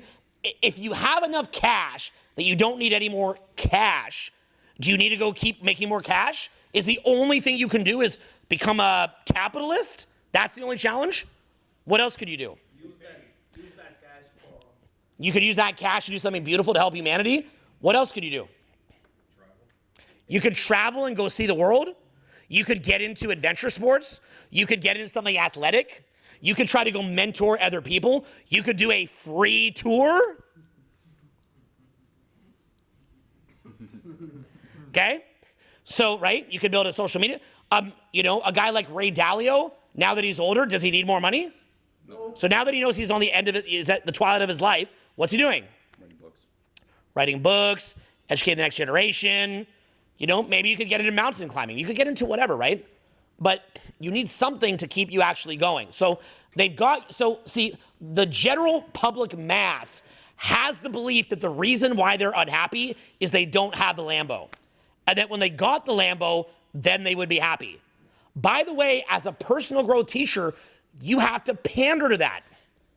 If you purchase cold traffic, right? And you're paying $100,000 a month to buy ads, are you going to make your money back off those ads by saying, I can help you to find something fulfilling so you can work your ass off and be fulfilled? No, what do? Lambo. Knowledge, right? Lamborghini, women, all the things that the dumbed down masses believe is what is making them miserable they don't have. The problem is that can entrench the person to believe that that's the extent of it, okay? So now going past this, I think there's basic level skills that are like the skills that are the most fun, okay? And I'm gonna talk a little bit about that here. The key to all these is power, okay? And people will tell you chasing power is bad. What does that even mean? Why would it be a bad thing that you have competence, impact, the ability to make positive change? Okay? So, as a man, what you really desire is the capacity to be a leader, to be competent, to have impact, and to produce outcomes that lead your life in a better direction, right? That are more pro-life, pro-flow, pro-depth, pro-expansion, pro-joy, pro-happiness, okay? So when we think about those outcomes, as I go into my favorite areas, when we think about those outcomes, let's look at why we like certain outcomes and then talk about what like the full broad spectrum looks like to be really fucking awesome, okay? So what is the joy of having sex? What is that? And I'm gonna go into each thing. Explicitly, what is it like to have sex? Why that's fun? What's fun about sex? The buildup of energy. The buildup of energy. What else? Release, so you like to come, right? You like the feeling of dopamine, your balls are full of cum, and blow out, and it gives you like a hit of dopamine. What else? Validation. What else? Accomplishment. Okay, I think you guys are going way too deep. I think personally it's just the warm, wet hole. I think in the same way you like a good meal, the feeling of a warm, wet hole on your dick is one of the best things God ever created, okay? I just really, like we start our life getting out of the warm, wet hole, we spend the rest of our life trying to crawl back in it, okay? So it's just that hole, man. We just want to put our cocks in that hole. Okay? It's like an obsession. And it's like the best thing that God ever invented, pretty much. Okay? Now, luckily, God was intelligent. And God made it where you get the maximum pleasure, and then right after you finish, after a few minutes, could be a couple of hours in a big night, what happens? Post-nut clarity. You got it, right? So you come, I would actually be curious for you guys, but I can tell you my experience. What is the first thing that you guys think of right after you come? Work, sleep. I think about how beautiful the day is. Like, I just look out my window and I'm just like I don't know. You know what? I love those answers. Can I tell you what I think about? He's joking about how you start to see all the flaws. You know what I think about? On God, I just literally just start thinking about like the next sales ad. Like the second that I come, like I get flooded with like sales ads or, you know, right? Like something work related. Because basically your brain is like, this is done, back to work, right? So the thing is, why did God make it where, you know, in modern day, we think about the next sales ad. In back in the day, the man might have been thinking about the next hunting. The next animal he's going to kill. Why is that good? What would happen if we did? I know it sounds bad, but what would happen even to women? What would be the negative consequences on women of the tribe if we didn't have that thing where we just immediately went back to business, like as soon as we finished? You'd run. She'd be dead. If you're a woman, you want that much. Like, hey, you came back to work. Bring me an animal. Bring me some fur and a fucking ribeye now, fucker. Get up. Don't just sit there. Don't be like him. Just kidding. But no, what you're doing is amazing. So the point being is like, get the fuck up. Go get me a fucking fur, bitch. Right? So. It's even why babies cry when you're walking them. They cry because it used to be that if you stop walking, they're like, what are you doing? Something is going to eat us. Oh, got it. He said the reason babies cry is because if you don't walk around with them, it's because they're afraid something will come eat you. So the point is that while sex is amazing, the good thing about it is that you can't just keep doing it. I'm going to be honest, okay? If I could just not have that damn post-nut clarity refraction period and I could just keep fucking forever, I would never do anything but fuck. For sure, okay? I have a crazy high sex drive. I love having sex. And anyone who tells you that sex is not all it's cracked up to be is just a fucking soy boy. That's it. They have a low sex drive. That's all that it is, okay? Oh, sex is not great, really? Because you're a bitch, okay? If you had testosterone, you want to fuck. It's like you have this cum that builds in your nuts. It's coming out. So it's either coming out on your belly button or a beautiful woman. And one way or another, and maybe on her belly button. But the point is that it's coming out on somebody's belly button, right? So better to be an attractive girl's belly button, right, if you pull it out. So the point being is that, that's funny. Yeah. So which belly, that's my next like ridiculous like self-help thing they mock in the podcast. So which belly button is it gonna be? Now, your hairy belly button or a beautiful soft belly button. Now, okay, so from there, so that's a good thing, right? So we have sex. So sex is a fun part of life, right? It's worth it, but the best thing about sex is that it ends. The problem is, look, I had this girlfriend last year. I fucked her brains out like 5-6 hours a day for like 3 months. And then we broke up after 3 months. I was like, thank God we broke up after 3 months. If I would have kept seeing her, I would not be in the seminar right now. I'd be fucking her right now. She was really hot. We just had that kind of chemistry. We had that kind of crazy chemistry. And we just fucked and fucked. It was about 5-6 hours a day of sex. And then the other 5-6 hours a day we just made out. That was a fun side quest. But at the end of the day, that's a side quest, right? Because if I had done that for 2 weeks, 2 months, or 2 years, my brain just remembers it like a blur. I didn't expand my soul from it. If anything, I came out of that a little bit weaker. It was fun, but I'm glad it ended. I was like it took me less than a day to get over that breakup. Literally because I'm like, thank God that ended. I've had other times like that too. I remember when I was like 30, I didn't put out a video for 6 months because I sat in my fucking room banging this other girl for like half a year. We just fucked and fucked. I mean, it was crazy. I mean, she was so hot. This other one was so hot too. I'm not going to show video because it's like not appropriate, but I'm tempted. But I'm not going to do it. But the point is like, I can't. But the point is like, like, wow. Yeah. So What's that? Show us how it's done. Well, I will. But the point is it's just one of these things where it's fun, but it's like a drug. It's actually very selfish. When all that you do is just fucking fuck and you're in love, it's actually a very selfish part of life. So it's a fun part of life, but it's not the only part of life, because how do you feel right after you come? You don't want it anymore. You don't want to have sex for a bit. That's the problem with those couple girls where it was too much, that you want it so much that you just keep fucking. But it's actually better when you don't want it for a bit so you can go do other things. Right after you fuck, how do you think about sex? Right after you just blew the biggest load, how's it feel? I think it feels like, kind of like you ate too much food. That's how I feel. You ever just eat like so much pizza, you don't want to look at a pizza for a little bit? You're like, oh, like that? That's how I feel after I fuck. I'm like, okay, I ate the pizza, I'm good. Okay, with most girls. So, sex is a part of life. What is other parts of life that are fun? What's fun about having a supercar?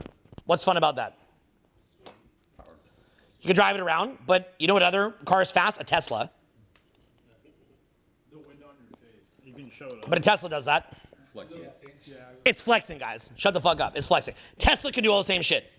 Is it fun to flex? Yes. Of course it is. I like these guys like, it doesn't matter. You just want the validation. Shut the fuck up, bitch. You want the Lambo. Stop lying, dude. Just tell the truth. You want flex. It's fine. You want flex. It's okay to want flex. It's fun to flex. But again, after you flex on enough fools, what happens? Wears off. You're just like, okay, I flexed on fools.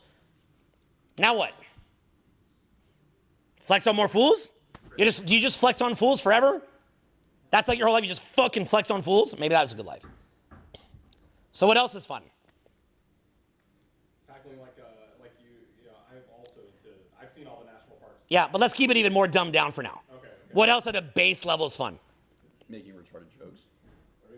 Dumb jokes, yeah, humor. I would say eating. How much do you guys like food? I love it. I love food. You know how like online they always shame guys for being fat? I like being fat. Okay? I genuinely enjoy being fat. I like to eat. I've been lean, I've been fat. I far prefer the experience of being fat. Okay? It's like this badge of shame, like, oh, you don't know how to get in shape. Yeah, bitch. And all that you ate is chicken. That's what you ate is chicken? That's like if you brag that all you did was bang trolls. Like you just bang trolls? Like you bang trolls all day and that's good? If all that you eat is, they're like, being skinny feels better than this food tastes. No, it doesn't. That's just for guys who don't get laid, who think they need to be lean to get laid. Okay? That's guys who have shame, who feel bad about themselves, and then they walk into a room and everyone doesn't like them because they're ashamed. What if you're not ashamed? What if you do get laid? What if nothing in your life changes at all except you ate the best food? Name 5 things better than food. You can't. Sex and food is 2 of the top 5 things. I don't care what anybody says. Okay? Now, I will get lean when I get older, begrudgingly, so I don't die. But I will tell you this. When I get lean, everyone's gonna be like, it's great that Owen finally got in shape. No, it's not. I just did that so I don't die. I for sure would have rather stayed fat. First of all, I think being fat looks great. I think having a pot belly looks like you are not broke. To me, yeah, people that are lean just look broke. And people that are jacked, to me, just look like they don't travel. Right? How do you get that jack, bro? You got that jack because you don't travel. You can't get a gym in the middle of fucking Yellowstone. You don't travel. And you're broke. So I like to be fat, okay? I like it, and I will stay fat till the last possible moment, like playing chicken driving off a cliff. And right before the car drives off a cliff, I'm gonna jump out and get lean again. And I'm only doing that so I don't have high blood pressure and get a heart attack. But if I could live to be 100 either way and wouldn't die from a heart attack, I would live my whole life fat as fuck, and I would wish I was more fat.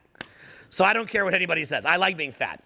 Has not interrupted my dating life in the slightest. If my dating life would get better when I was lean, that would be a negative, because that would mean I'm already having too much sex while fat. I don't even want to know how much sex I'd be having if I was jacked. I would just never do anything. Probably ruin my life. So if you're already having maximum sex, you're already self-esteem is so high that you're on the verge of having NPD. Like, I already look like I have a personality disorder, okay? I already look like I have clinical narcissism. Do I need more confidence by getting jacked? Do I need to get laid more? So being fat for me has been a win, okay? Because it's basically just allowed me to eat. Now, I know people say, oh, eating's not that good. It's like these idiots that also say sex isn't that good. Sex and food is amazing, okay? If you have not had the kind of sex that's that amazing, come to one of my parties in LA, I'll introduce you to someone, okay? If you've not had a restaurant where the food is that amazing, let me take you out and I will take you to the right restaurant and I will show you amazing food. You'll be like, God damn, this is fucking good. But here's the cool thing. Like sex, what happens when you're full? You don't want any. So why is it good that God made it that way? You'd be fucking all day. Because you'd fuck all day and eat all day. You'd basically be an animal. Basically, why would it be bad? I love sex and I love food.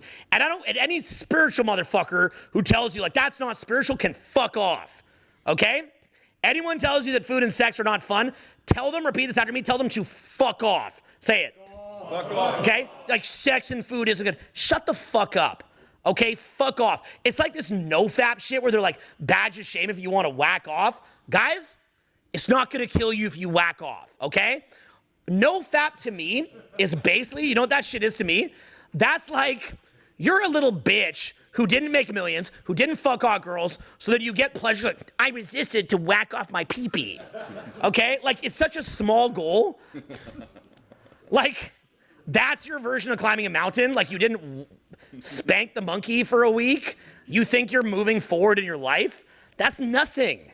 That's literally nothing. That's not a big enough goal, right? Like, all that happens to me, like I've made millions from whacking off. Every time I whack off, I make like 50 grand.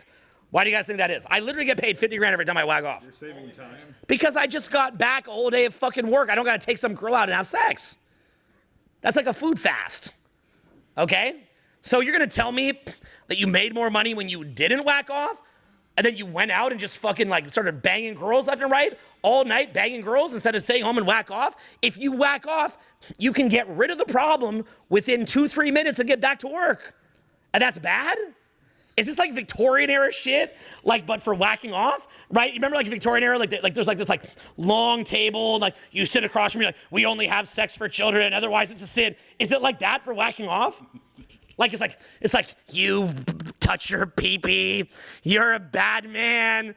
Oh, you're gonna fry your dopamine. Okay, I wish that I could find a porn that I would just sit there all day whacking off. Like send me that video game where I get video game addiction. Please, let me find that video game. I would love to get video game addiction. Every time there's a new video game, I'm like, show me this video game so that I can get video game addiction. I would love to have video game addiction. If anyone here got video game addiction, send me that game. But I've never found a game fun enough that I'd want to play a video game all day. Likewise, what's that? I've heard great things. I tried playing it, I couldn't get addicted because my life is Elden Ring.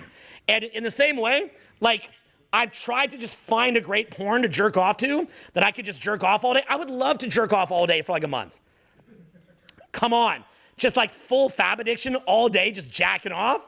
Like 7 times a day, you got like fleshlights, like different fleshlights, different lubes, just jack off. That would be awesome. But the point is, it's not actually fun enough. So if someone's stuck at a level where they're addicted to a video game and jacking off, and then their version of a win is like, I beat my porn and masturbation addiction, that means that you're playing at such a low level that that's a win.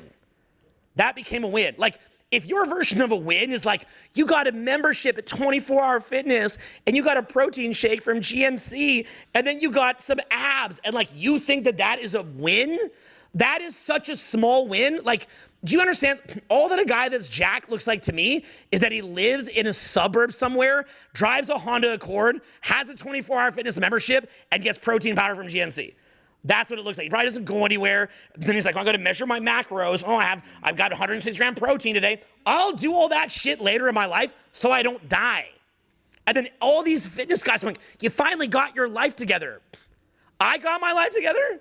I got my life together?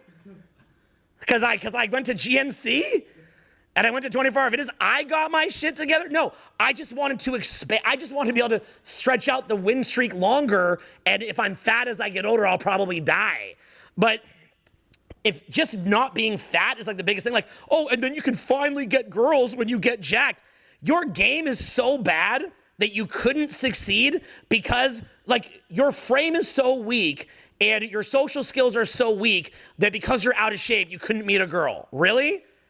Like you should be like a mass conquering force with an entire empire behind you. You couldn't find one attractive woman to join your empire because you don't have a six pack? That's a man? That's a man? Like you should have a global empire behind you. You couldn't get one single girl who wanted to have sex with you? That's like the no fap thing, right? It's like, no, I didn't fap. Like you see these guys like, yeah, you might talk about getting a lot of girls, but the real challenge is getting one girl. No, it's not.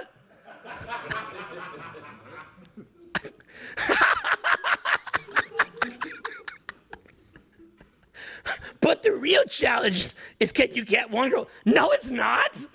No, it's not. Who lied to you, sir? That's not. Getting one girl is beautiful to have a family. Getting one girl is beautiful in general. It's beautiful. It's very beautiful, but it's not a challenge. Being a global dictator that has an empire that has women that want to fuck him everywhere he goes is the challenge. Not like getting one girl who's like, I'm gonna be your boyfriend. Look at me, I'm your boyfriend, okay? That's not a challenge. What are you talking about? And then they'll flip around and go, well, resisting all the sexes. Yeah, but you don't even know how to go say hi. You're not resisting anything. You're not holding yourself back. You can't even say hi to one woman. You're not foregoing temptation. You have no temptation. You're lying. Yeah, and then if they got it, they would just take it. That's the best part. Yeah, if they got it, they would just take it. You know? I remember there was this one guy who was on an old chat forum in early 2000s, and he would always rip on everybody who was making money doing dating coaching, and he'd always say it was a scam. And I remember I was hanging out with him, and I was like, first of all, why would you say what we do is a scam? You know what we do? It's awesome. And then finally he said, you know what? Fuck it. I'm gonna join the scam. I'm gonna do the scam too. Ha ha ha. Like that. I'm like, none of this is a scam. And it's like the same guy he's projecting his own reality. Like in his mind, he thinks things are a scam, and then he's getting ego from saying that he's above the scam, and then he tries to do the scam, but it's not even a scam. So that's the degrees of delusion and incongruence that the average person has. Okay, again, global empire. Okay, if you can't get one girl to like you, that's a much bigger problem, right? If your version of climbing a mountain is you see all these discipline videos, I got myself in good shape. All that you have to do I've done it multiple times. All that you had to do to get in good shape is you just don't eat carbs. You eat grass-fed steak over and over, and then you just go lift weights for 45 minutes, 3 or 4 days a week, and then you get in shape. That's not hard to do. It's just boring. Okay? Once you've done it and you've been fit, I never got mega fit, but I've been fit. Okay, so you get fit. And then you're like, wow, I bet you my results with women will go up. But they don't because you already had results with women. And then you go, well, I'll have more respect, but you don't because you're a global dominating empire leader and it made no fucking difference. And then you realize that you could be in shape or you could not be in shape. The problem is when they tell you that you'll get more women by being in shape, it kills your motivation because you're gonna get women whether or not you're in shape. So then you get in shape, you're like, but then there was no point. What they should tell you for getting in shape is it will extend your life. That's what it will actually do. It will not increase your respect. It will not increase your respect with men because you're already a dominating empire builder. You're already the dominant force in every environment you go in. You're already the most intelligent, competent person of anyone they've ever met. You've already done all that.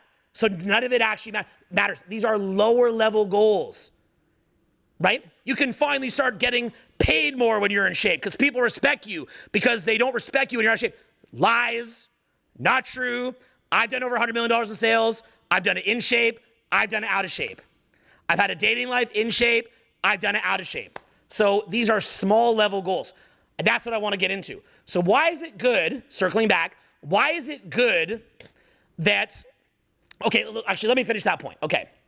So you guys think, for example, being alpha is like building a business that's so dominant that you literally destroy every competitor you have, choke the life out of them, get all their money, have their women living on a couch or in the streets because you're that dominant in your fucking business, that you're so much more competent and have such a better product than all of them, and you're so much further along than all of them that they're all broke compared to you. That's pretty alpha, right?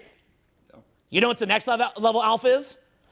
Being so good at it that you call your competitors and coach them for free. That's more alpha. Why is that?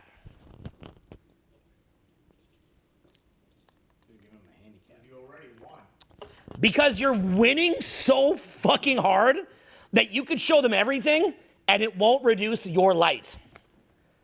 You're so fucking fearless that you help the very people you're competing against. I literally called 90% of people in my industry and give them free coaching. Because it's not enough NPD supply for me to win. It's not good enough. I'm gonna win no matter what, right? So it's not enough for me to win just based on being better. Because that's like playing the game on easy mode, right? If you're playing a video game on story mode or easy mode, don't you ever want to play it on super hard mode? So what you do is you call all your competitors, you give them all your secrets, you send them your clients, and then you still win. That's real alpha, okay?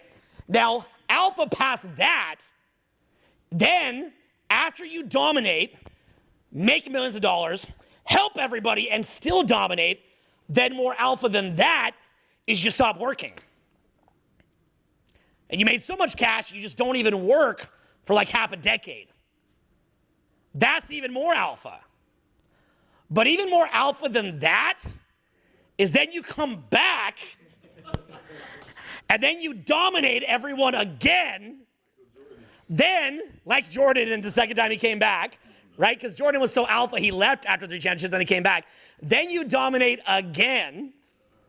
Then you become the biggest of a bigger niche. Then you conquer that. And then you quit again. And then you just go do whatever the fuck you want. Why is that more alpha? No, then you just go in the streets like a beggar and you just meditate. But you don't stop there. Then you come back and win again. You see what I'm saying? So why? So you're just toying with fools at this point, okay? Because you're so fucking alpha that it's not even like when you're like, oh, I'm gonna like make my first million, or I'm gonna just like win in my competitors, and like that's low level, bro. Like getting just in shape from GNC and creatine and 24-hour fitness, like, oh, you got in shape? Like they make motivational videos like, dun, dun, dun, dun, dun, dun, dun, dun, like the guy got in shape. I've been in shape. Okay, you just eat shitty food. It's boring. Okay, it's boring. It's like banging mids till you die. And I'm gonna have to do this when I get older. Not the mids, but the food. Okay? So the thing is, just to stretch my life out. So the point being is like, right, because they never talk about that when they talk about getting in shape. They, like they view eating great food as a weakness. Bro, great food's expensive. So I like to enjoy my life. Now, okay, if you're such a bitch that you need to be in shape to have respect and the confidence to get a girl, that means you're a bitch. That doesn't mean you're alpha, that you got lean and then got a girl and got respect. That means you needed that to get a girl and get respect. You shouldn't have needed that in the first place. You should be that confident, have that strong a frame, and be that much of a consummate winner that it doesn't matter. And then when you're like, I'll just get lean again, then instantly you flip the switch, you go back to eating grass-fed steak and fucking sauerkraut for 18 months, and then you're lean again. And then everyone's like, see, you finally manned up and got in shape. You didn't man up. You basically did the food equivalent of banging mids for 12 years. That's not even fun. That's not even good. You see what I'm saying? Like that's boring. So anyway, point being though, is there's always a next level. okay? And you should be thinking about the next level. Like, oh, I got a girl. No. The next level past being able to get a girl is that you're so good at getting girls, you get a girl, and then you just give her to your homie. That's the next level, right? You got a girl, you're out, you got a girl, and you go, bro, come here. And then you go, dude, he's the best. He's fucking awesome. Meet him. That's the next level, right? Because there's no scarcity at all. There's none. There's literally no scarcity. If you're running a business, if you're really alpha, you should have no fear to pack it up and just go on a road trip for 5 years and come back later. Not like, then I gotta keep working my whole life. I gotta keep working. I gotta work and work. Then why'd you do it? If you didn't get to fuck and you didn't get to eat, then why'd you do it? Well, when you work a job that you like, it's like you never worked a day in your life. No, it's not. What the fuck are you talking about? No, it's not. Well, what if I just like to work? I'm not gonna go travel Europe and spend 20 grand a day because I just like working. And I like eating the same meal every day. And I like to bang mids. What the fuck lie did you tell yourself, sir? That's not fun at all. Well, it's the satisfaction. No, it's not. That's not satisfying. That's not actually fun. There's nothing fun about that, okay? It's boring as fuck. It's like you're playing like fucking Roblox or some shit. Like you're playing Pong. Like, well, I like playing Pong. Like old 1980s Pong. You're just like, I'm playing Pong. I found the joy in the Pong. No, you didn't. Pong sucks, dude. Okay? You played for a minute. No, it's the joy that you bring to the Pong. No, it's not, bro. Okay? Pong sucks. So, well, I just meditated. I let go of attachment. No, you didn't. You're lazy. Okay? You hid from life. Look, I can do it too. Watch. There, I did it, okay? I let go of my attachment. You wanna do it longer? There, I let go of my attachment more, okay? How long, you wanna do it? Wanna do it for a week? Stare at the wall for a week? Yes, it'll elicit your parasympathetic nervous system, help you to relax, get you more present. It's a great reset. That's a great fucking reset. Very potent, one of the best you can do. But that's not your whole life, okay? So we talked about food, we talked about money. What are some other things that are fun? After the things you mentioned, if we're being honest and we're dumbing it down to a really basic level, shitting is pretty pleasurable after your football. You know what's funny? I'm putting that on the list. Taking a big shit. Okay. What else? Okay. What else do you guys like to do? Basic stuff that actually is fun that you like to do. You like to fuck. You like to eat. What else do you like to do? Like, don't let anyone take it away from you. Don't let them ruin fapping for you. Okay? Don't let them ruin sex. Don't let them ruin food. Okay? These are joys of life. What else? And yes, it's spiritual to fuck, by the way. Okay? It's spiritual to whack off. It's spiritual to fuck. And it's spiritual to eat food, okay? It's called you're alive. God made you alive. Okay. I'm not on some Victorian era shit, right? Like just you're across the table from like I'm here, you're like all the way at the end. I'm like, we can't even look at each other. I feel tingling in my pee-pee. God will send me to hell. You can fuck your wife, bro. It's okay. God's not going to send you to hell because you fucked your wife or because you said the word fuck, right? Like, you go to heaven. She's like, did you say the word fuck at your seminar? I'm like, I did. I said the word fuck. And I whacked off. He's like, hell for you. Okay? And God cares about, like, God is that petty, right? Okay, like God's like this petty, weird guy. Like this petty Victorian, right? So, all right, what are some other fun things? Sex and food. What else do you like to do? Drive, play, and compete. I'd say hanging out with your buddies. Sure. Do you guys like to have great friends to hang out with? Yeah. Do you just want to do all this shit by yourself? No. No, you want to have good guy friends, right? So the cultivation, so capacity to get great food, capacity to have great sex, capacity to have great guy friends or female friends is another one, okay? So you want to be able to have great friendships. Great fucking friendships. People that when you hang out with, you feel like you learned something, you got value from them, they challenge your perspective, and so on and so forth, okay? Another one is having any amount of toys or clothes that you want, okay? What are examples of toys? Cars. Cars? What else? Gadgets. Watches. Watches, boats, Jewelry. jewelry, A sword. clothing, a sword, electronics, home stereo system, fat crib, host parties. You want to have toys, okay? Toys are entertaining, okay? So these are all base level things. Good sex, good food, good friends, fucking fun toys, okay? So that's like kind of like your basics that you have, okay? That way when you're in the city, you got a hot girl to have sex with, you got some great food, the food tastes good, live in a cool crib, got a cool car, drive around, have great people to share it with. That's kind of like a good life at home, right? So that's kind of like your foundation. What would be the next level cool things? Teaching your kids. Family would be a level up, right? Sharing it with the next generation. What else? Next level up. Achieving your goals. Achievement of goals. So why do we not just want to eat and fuck and drive a Lambo all day, even though it's fucking awesome? If you can't enjoy sex and food and driving a cool car, you're not spiritual, okay? Because God created those things for you to enjoy. So if you can't enjoy them, that's a lack of gratitude. But that's still a starting point, okay? So next level is having children. But by the way, even that, I want to point this out, right? They're like, the hardest job in the world is being a mom. No. It's not. Bill Burr has jokes about this. You can look them up. It's not hard to be a mom. They're lying to you. It's the hardest job in the world. No, it's not. You're playing patty cake with a toddler, okay? Can't fool me, bitch.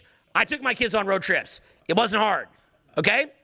I have taken my kids on many road trips. My kids have been on the road with me for half a year at a time. Mom's at home. Ask me how hard it was out of 10. Literally 0, okay? Literally 0% hard. There's nothing hard about having kids at all, okay? It's a dream job. They just say that to guilt trip you. Now, to your girl that you have kids with, what do you say? Oh my God, honey, what you do is so hard, right? You tell her that, right? Kind of like that other guy from like another competing company, and you go, those are real challenges you have. Let me help you, okay? Like you're talking to a baby. So, yes, honey, patty cake was hard. Turning on the Pixar movie was hard. You know, Donald Duck or Mickey Mouse, hard choice, okay? You know, swings on the park or whatever, right? Oh, the kid cried, hugging the kid when he cried. And then you had to take him to fucking TGI Fridays. Oh my God, okay? Shut the fuck up, bitch. Shut the fuck up. But we lie, we fabricate. Yes, it's hard, okay? Gotta do it, part of being a man. Yes, it's hard, okay? Everyone's life is so hard. It's all hard, okay? Life is hard, okay? It's all hard. Oh my God, it's hard. I don't know what the fuck this shit is funny to me. Now, okay, it's all so hard, right? Like, again, like people like I was fat and then I got in shape. It's the hardest thing I ever did. No, it's not. You just ate boring food for a year. It's not hard. It's just boring. That's not hard. Your version of hard is too low. You know what I'm saying? It's too low. Like the first million was so hard. Like people will say like it's so hard to build a business. Like I had to make my first million. It's hard. No, it's not. What, you learn how to write a sales ad? Like you got a Dan Kennedy book and then Dan Kennedy showed you how to make a sales template and then you made a little product and you put it online? Oh, it's so hard. What the fuck are you talking about? Or guys will be like, it's so hard to learn how to meet girls because Western women are hard to meet and they have hypergamy and they need you to be so good. What the fuck are you talking about? You can't just maintain eye contact, be certain about yourself, have a projecting voice, and act like a retard? That's hard? It's hard to be a retard? You know what I'm saying? Like women have higher standards than ever. Yeah, of retardation. Like, that's literally the only standard that went up is that they want you to be more of a retard. It's just that men think that you have to be this millionaire kind of Bugatti to act like a retard. No, you can start acting like a retard today. The one thing you can do when you're losing in life is bang girls. So, okay, that's when I've been in a recession and everything was going bad and I was at the lowest moment, the one thing I had was that I could go out and meet a girl. So, you don't need to be this high-level hypergamy guy. You just have to be dumb. That's it. So, okay, find me a high-level woman, and I will find a man with her that is the dumbest man I have ever seen. Okay? Like the highest quality women that I know, I'm like, let's find her man. And it's like levels of retardation, this man. I'm like, how did you find a man this retarded? Like, I don't know anyone this retarded, but this Tommy guy is full retard. Okay? You know, they say always go full retard, right? This Tommy guy has gone full retard. So that's why every girl's like, my ex is a fucking narcissist. He's an asshole. Yeah, because he's a retard. So, okay, a girl of that high level and you treat her bad, you'd have to be retarded for that. So that's why girls like retards. So it's not, you don't need to be like this big journey to meet my wife. No, you didn't have a journey, a journey to Down syndrome, a journey to autism, a journey to being a retard. Like, that's not a journey, bro. That's just you being a retard. People want to make everything so hard. It's not. Nothing is hard. Literally, you are forged in the image of your creator. You're forged in the image of God. You have a creator energy. Nothing is actually hard. It's just that you make it hard in your mind. You made it hard in your mind. Like, oh my God, it's so hard. None of it's hard. None of it. Go for it. How do you stop making it hard? I don't know. Be a retard. Yeah, attend a seminar, okay? So the point that I'm getting at here is none of it's hard. None of it's hard at all. You made it hard, and then your friends are like in a fucking trance, and they're like, they're like in some weird zombie reality, and then that makes it hard because it's infecting you. But anyway, so here's what I'm getting at. So the basics, let's go in the basics. Basics. Good sex, good food, good friends, good toys, cool vacations, okay? So that's like your basics, okay? Then what you have on top of that would be things like having children, having work that you're passionate about, and I would say things that allow you to engage in your creator nature. So in other words, the basics that are fun is more consumptive, right? It's more about consuming. The next level up is about creating. So if you're just stuck at sex and food and toys and cool clothes, watches, that's stuck at the consumption level. Don't let anyone tell you that it's not fun to consume. No, it's fun to consume. But the problem with it is that you hit satiation point. You hit satiety. I love consuming, but you hit satiety, right? After you blow your load, you're at your saturation point. The warm, wet hole just kind of gets annoying because you came and your dick went soft. So you can't bust any more nuts. Maybe later, but eventually you run out of nuts, right? For the day. So you want to do something else. You can eat food, but eventually you get fucking full. So you've hit that point. So then what's left after that? You get depressed unless you find the next level. What's the next level past consuming? Creation. Say it louder. Creation. Right? Say it louder. Creation. So you know how people that are into creation will tell you that consuming sucks? No, they're lying. Consuming is awesome. It's just that it's like Russian dolls. If you get stuck at consumption, you'll be bored. Okay? Like being lazy and not even consuming at all can be relaxing. But above that is actually consuming. Above that is creating. So you want to actually create something that excites you or gives you fulfillment. And what does that give you by creating? What do you get out of that by creating? Purpose. That's what you're told to say. What do you actually get out of it experientially? Dopamine. What do you get out of it? Inspiration. You get to grow. You can feel your brain tangibly growing when you're creating things. So there's two different versions of going to a nice restaurant. There's two different versions of having sex, right? There's one version of having sex where you're Justin Bieber, who I've hung out with a bunch of times at Voda Spa, by the way. I'm not friends with him. He's always there all the time. I chat him. Bieber gets sex easily. So if Bieber just fucks, is that the same as somebody who was a nerd, struggle with it, and had to grow in order to get it and had sex? What's the difference between those two? Appreciation. Appreciation. If Bieber has an unlimited number of women that will come suck his dick, how much is he able to appreciate that? Zero. So then what's he going to resort to? What do you immediately do when you have everything? Drugs. Why does he have to take drugs? To feel something. Okay? So what happens is that you think that if you got everything you wanted, you're good, but you just become a drug addict. Then what happens, unless you find the next level? So the next level would be if he were to challenge himself in maybe making a charity, creating better music, he'd have to find that creative part of himself, that godlike essence in himself. Not God itself, God is separate, but the God, the part of God, that little fragment of God that is like infused into all humans, and find tap into that and then create. So as much as it's fun to pump a warm hole, do you think it could also be fun to tap into your divine nature and to create? Yes. That is also fun. So you want to go and create. So that is another level, okay? Now, once you've created, another level past that is then witnessing the creation of God and other humans. So in my experience, once you have consumed and you've hit satiety with that, then once you're creating and you've hit satiation with that, you actually want to go witness the creation of other people. So you start getting a really good palette mentally for art and for cities and for architecture and for just meeting other cool people and for seeing God's creation. Because you have been a creator. So I can tell you that an experience that I had that was kind of funny, you guys will laugh at me, was after some of the Transformers movies by Michael Bay, I actually cried. I was so touched by the Transformers movie. I know you're thinking it was Megan Fox. And that's true. But what do you think made me cry? I was so touched by it when I saw the movie Transformers. When Optimus dies. Optimus Prime died. Nope. I cried because I thought it was so beautiful. I thought it was a beautiful movie.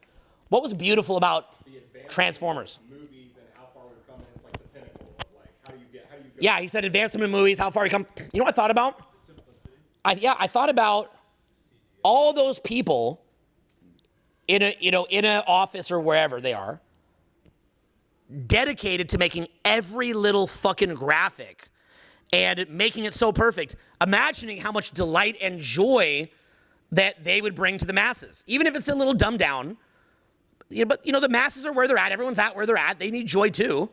So I imagined how excited everybody who created the movie probably was, working as a team on the project together, making maybe not the most Oscar-worthy acting type movie, but making some really cool advanced graphics that were hard to do.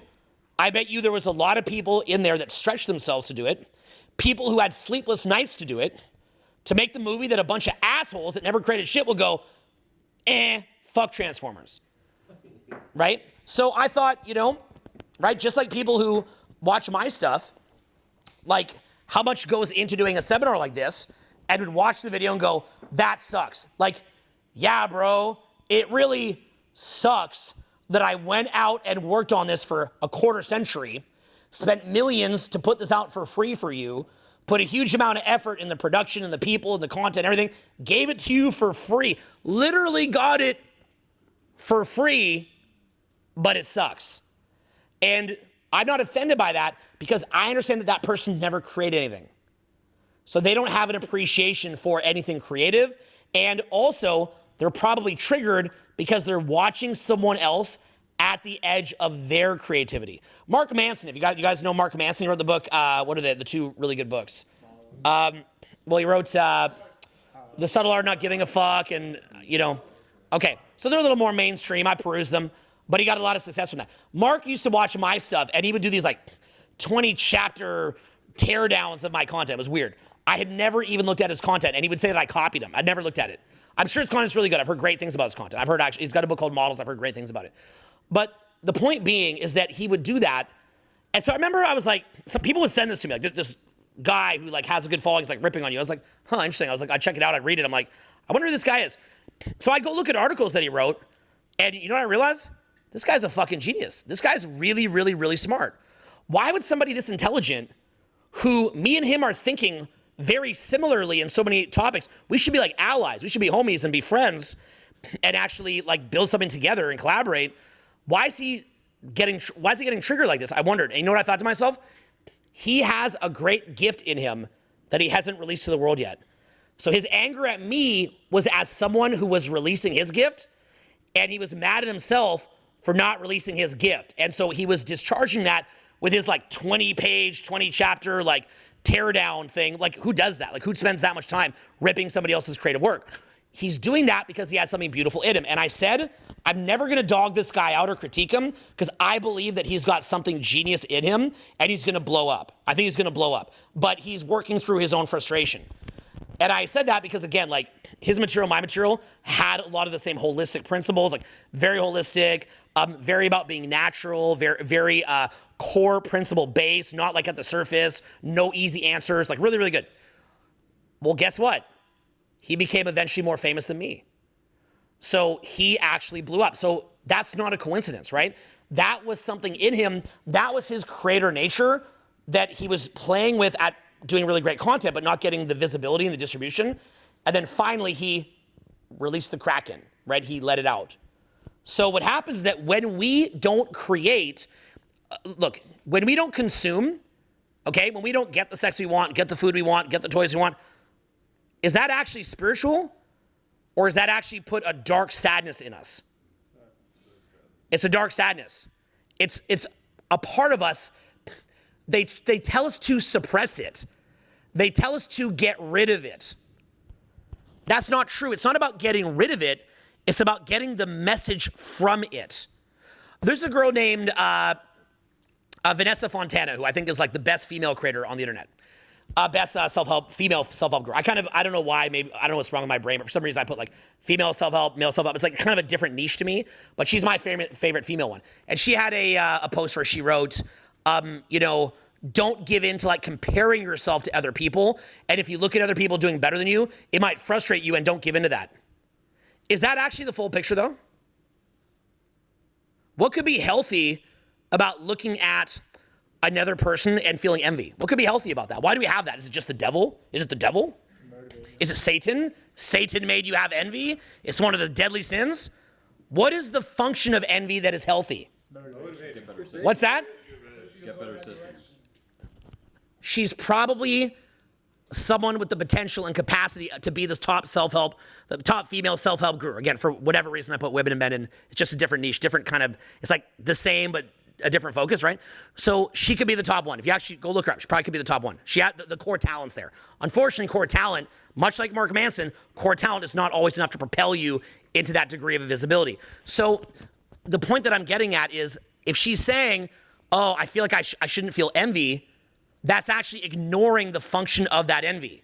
Because if she followed the yellow brick road of that envy and comparison, she would discover internet marketing. She would learn about what internet marketing is at a higher level. She would learn about distribution of her content at a higher level. She would come do collaborations with other creators, maybe sit up here and collab on something, or with somebody else who she resonates with more than my crazy stuff, in order to expand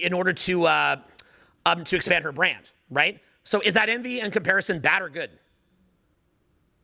It's good. It's actually good. That's a good thing. When you see someone super winning and you feel jealous, is that bad or good? It's good. Well, it depends on your relationship to it. What's the bad version? What's the good version? You play victim is the bad version. Yeah, the victim, upset. What are some more bad versions of envy and jealousy? Wanting to tear them down. Wanting to hurt them. Another one's called self-attack. Say self-attack. Self-attack. Or being a hater. Say being a hater. Being a hater. But the thing is that what's the good version of envy? There's a good version. I feel envy all the time. Envy is a very powerful thing. What's good about it? It's inspiration. It's like, oh shit, they're getting on top of it. I could do that. That frustration that you feel, that jealousy, is actually a sign from God. Saying, like, God put that in you. That's not putting you just from the devil. That's putting you from God. It's saying, hey, you could also go do that. And that doesn't mean that being the biggest means that you're the best, because a lot of times the masses are so dumbed down that you're kind of just making dumbed down content. But you could be the biggest among the advanced people, if that's what your niche is going to be. It just depends what your outcome is. I'm not really sure what her exact outcome is, or what her aspirations are, right? She might want to go a little bit more deeper with like a tight tribe. She might want to go more broad. By the way, you could also have one course or offering that goes more broad and another one for more advanced people, and it becomes a funnel, and you can cover all bases. Depends how much time you have and what else you want to do with your life. So then from there, okay, so we said at the base level is consumption, then we have creation, then we have witnessing. Witnessing means that we actually develop a taste for seeing what else is out there. So once you hit your 40s, I think that if you've got all the food, all the sex, all the toys, all the money, then you've created your legacy, okay? Like, do you guys understand that I have several projects that I tried my actual hardest? You guys know about this? Who here seen Blueprint Decoded? That was my absolute hardest punch in my 20s. Who here ever saw Hot Seat at Home? That was my absolute hardest punch in my 30s. Who ever saw Blueprint Reloaded with all the exercises building on Blueprint? That was my absolute hardest punch in my later 30s. Who here watches my free tour videos? That's my absolute hardest punch of improvised speeches like the one I'm doing today. Do you guys understand? This is the best I can do in the format of improvised speeches that I'm making up off the cuff. Okay, I'm making this up off the cuff. I can't do better than this. I have some speeches that are better than others, but in this moment, this is the best I can do. Okay? So that is creating. Okay? My infield training is the best I can make it. My infield skill set is the best that I can make it. My public speaking skill set is the best that I can make it. So I've got a bunch of areas, like me learning how to not get sick is the best I could do. So, my travel is the best that I could do. Me as a father is the best that I could do. So I've got a bunch of areas that I took my hardest punch. Well, does that make a bit more sense why I'd cry if I saw Transformers now? Because I've taken my hardest punch. When they made Transformers, was that probably their hardest punch with graphics at that time? Yeah. That's why I liked it. So I don't need someone to be I like Oscar movies. I read a lot of, literature and stuff. I took all that in college. I'm a very well-read person. I like to read the classics, classical literature, all that stuff. I love all that stuff, okay? Guys will say to me, they're like, what, you talk about how to meet women? There's deeper things in life than that, Owen. I'm like, yeah, motherfucker. I've read everything you've read 100 times more. I've traveled everywhere you've traveled 100 times more. I've meditated more than you 100 times more. And I like sex. But isn't it funny how, you see what they do, how they make it a either or? Oh, and I'm a parent. And I'm probably the best dad you've ever seen. I know it sounds like I'm on a rant here. I'm saying it to try to inspire you to make the fucking point that just because you like sex doesn't make you a one-dimensional person. It means that you actually enjoy life. The thing you're saying is you need to earn a certain level in order to appreciate the reward later.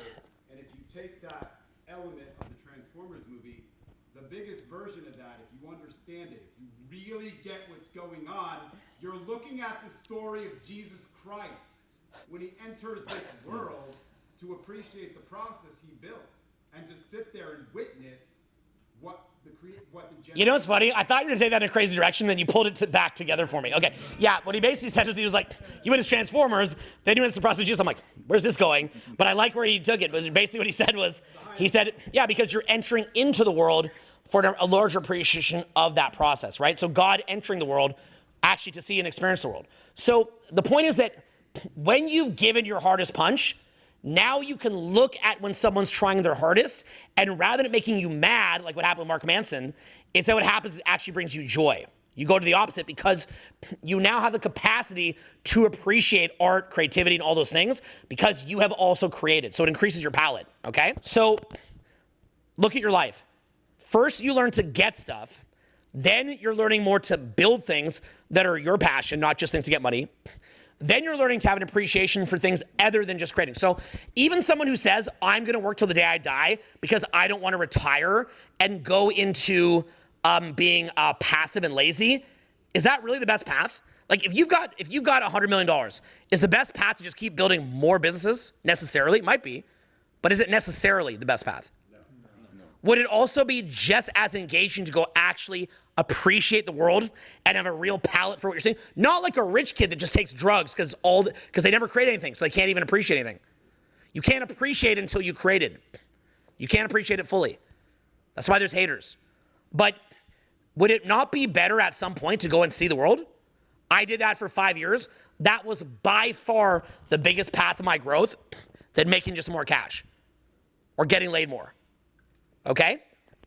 So getting laid can be tacky and lame. Sex is tacky and lame when you're Justin Bieber and girls just throw themselves at you and you fucking chuck. But if you're a shy guy like I was, who thought he'd never meet a girl, that has meaning behind it because it's like a cap of a journey. Okay? It's the capstone of a journey. Money is not superficial when it's the capstone of a journey. You know what superficial is? Being broke and shaming rich people who did more than you, and then blaming that on Christianity and saying you're more Christian than somebody who engaged in their creative nature, okay? Or who learned marketing. Why is that bad that you understand how to effectively market? That's dumb to say that. Now above, so again, consume, create, witness, and appreciate. And then what's above that? Reaching responsibility, like when you brought up the Rothschilds, where you don't go up so high that it falls down, in order to fall down to come back up again. You learn how to responsibly manage yourself and everybody else in order so it stays stable. I think we got to get you a YouTube channel. And I'll talk to you about that later. But what I'd also say is this. It's about spirituality. That is where letting go and renunciation has meaning. A brokey who says, I renounce the world, to me, that does not have the same meaning as someone who actually renounces something. So I believe that there's periods where you've enjoyed life, you've also created, you've also appreciated. There does come a point where you've got to start to let go. And that's why in countries like India, there's a culture of somebody who's very successful and he just goes to being homeless. He spends the remainder of his life in the streets. There's a point where you've got to go deeper. And periods of that, like a meditation retreat, not life, that's a period of that can prepare you for what's coming, because death is coming, okay? So there is a point where you've got to prepare your soul for your body to die. But if you never even lived, then how do you prepare your soul for your body to die? So I think you got to live, right? So again, it's almost like that, the guy who's lazy acting like they're old money, right? The lazy guy acting like old money. Someone who never accomplished anything, never consumed anything, never created anything, lacks appreciation for life, and then they're going to renunciate life. There's people that are built for that. Very special, unique souls that are built for that. But that's probably not you, statistically. Might be you. I think Frank Yang might be someone like that. But the point is that's not, well, I'll get him to talk at some point tomorrow probably. But that's not what everybody is built for, okay? That's not what everyone's built for. But I do believe at a certain point, spirituality has to become the main thing because you have to prepare for the body to die, okay? And then what's going to happen is you're going to become a bit like Master Yoda. You remember Master Yoda at the end of Star Wars? I know it's just a movie, but it's a great representation. You know Master Yoda, like at the end of Star Wars? Like, you remember in the prequels, like he kind of hobbles in, but then he like breaks out the lightsaber? The reason why is because you'll be older, but you're now a repository of wisdom, and you may be called upon to bring that back to the world. But when you bring that back to the world, that will not be from a place of needing anything from it. Rather, you're done with the world. You're actually over it. You're literally over it. You've consumed everything. You've created what you're here to create. You've appreciated what the world has to offer. You're done. You're literally done. You're preparing the body for death. But you may see something that requires something more of you, okay? I can tell you my personal experience with that was I took 5 years off, traveling everywhere with my kids, my family, didn't work, it was fun. And then I did this like 3.5 month trip all around the country. And I was driving back, I think it was I was coming out of the Rocky Mountains into Moab. Do you guys know what Moab is? Okay, well, we got work to do here. But anyway, I'm in Moab, which is like, it's kind of like being on planet Mars. And I think I was coming out of the mountains in the Rockies, transitioning to Moab. And I was like, this is so beautiful. And I always feel this high for the past 5 years, like this high when I'm traveling around, just observing. And literally, I just spent 5 years just looking at things, you know? I like for 5 years, I was like, just looking at things. It was so interesting, right? Because I was in the right time to process it. But then I'm coming back from Moab, and my son Dylan, we went to so many places over 3 months that he described it like a fever dream. It's like an acid trip. Like it's a fucking acid trip. Like you're under an acid, but it's like you're just driving, you're seeing like all these things, like different cultures, different everything. And I'm driving, and then you remember Forrest Gump when he was just running across the country? And you know where he was? Right near Moab. That's funny that happened with Forrest Gump. Forrest Gump was in Monument Valley near Moab. But anyway, do you remember when Forrest Gump just stops running? What's he say when Forrest Gump stops running? I'm tired. He goes, I'm ready to go home now. And they said, why? What'd he say? I'm tired, right? And that's what I felt. I was like, I don't want to do this anymore. And my friends were like, what, you don't want to do this anymore? I'm like, no, I don't want to do this anymore. And they're like, why don't you want to do it anymore? I was like, I'd like to go back to work now. I don't know why. I just want to go back to work, right? So then I go back to work. I come back to LA. I go to my buddy Marcel Klein, and I go, all right, we're going back to work. He's like, you're going to go back to work? I'm like, yeah, we'll go back to work. And then we'll see what I do next. So the point that I'm getting at, though, is that, but you're coming, because at a certain point, if you've made enough cash, you built things at your potential, you've seen the world, you have an appreciation for it, you've gone, like, for me, on those trips, you gotta understand, I'm up in the mountains meditating. Like, I'm actually doing the cliche, right? Like, I'm doing the cliche. Like, I'm hiking up into Montana alone as, like, grizzly bears are walking by. They can kill you. You've got bear spray. You got your little spray can. It works 90% of the time. So, I'm up in there meditating beside a waterfall in the mountains. I've done this shit, okay? That's why my beard is gray now. I'm like fucking Gandalf, okay? So I also had an experience where I was in a wheelchair for half a year too. So the point being is that, like, and just being excruciating pain. That'll force you to go into spirituality, by the way. That was a very spiritual experience, being in pain for half a year. So the point that I'm getting at is I did that, and then I said I want to go back. But you have to understand, my aspirations for going back to work has nothing to do with beating my competition. It has nothing to do with money. But you know what's weird? It doesn't even have anything to do with creation. It doesn't even have anything to do with me getting to see cooler shit. So why would I come back to work? What'd be I don't feel the duty. So can I tell you something? This is sort of like a weird side quest story.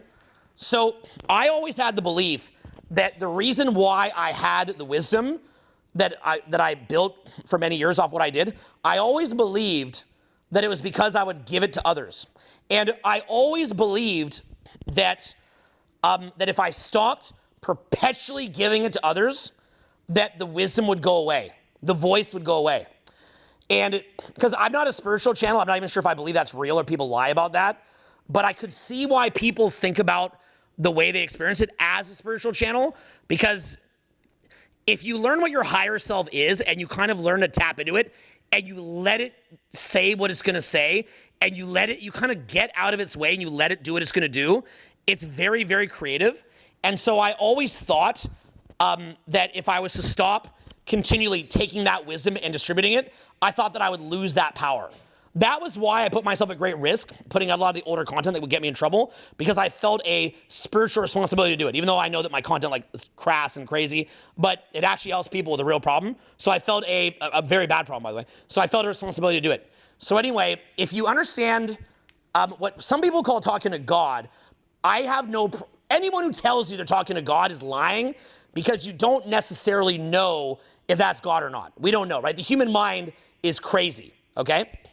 But there is something that I think anyone could do, not just me, you, not me. This is not unique to me. This is you and the person on the phone.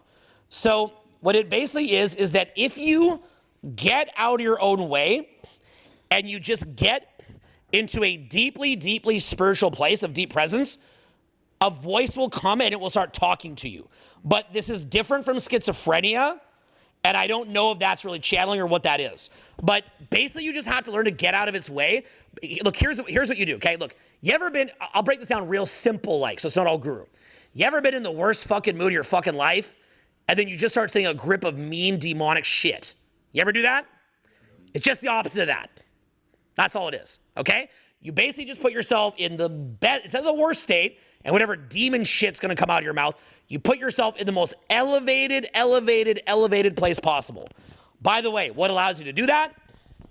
What allows you to do that is transcending the physical, being a creator, witnessing creation. And by the way, what do you think happens when you witness God's creation up close? It synchronizes the mind to that frequency.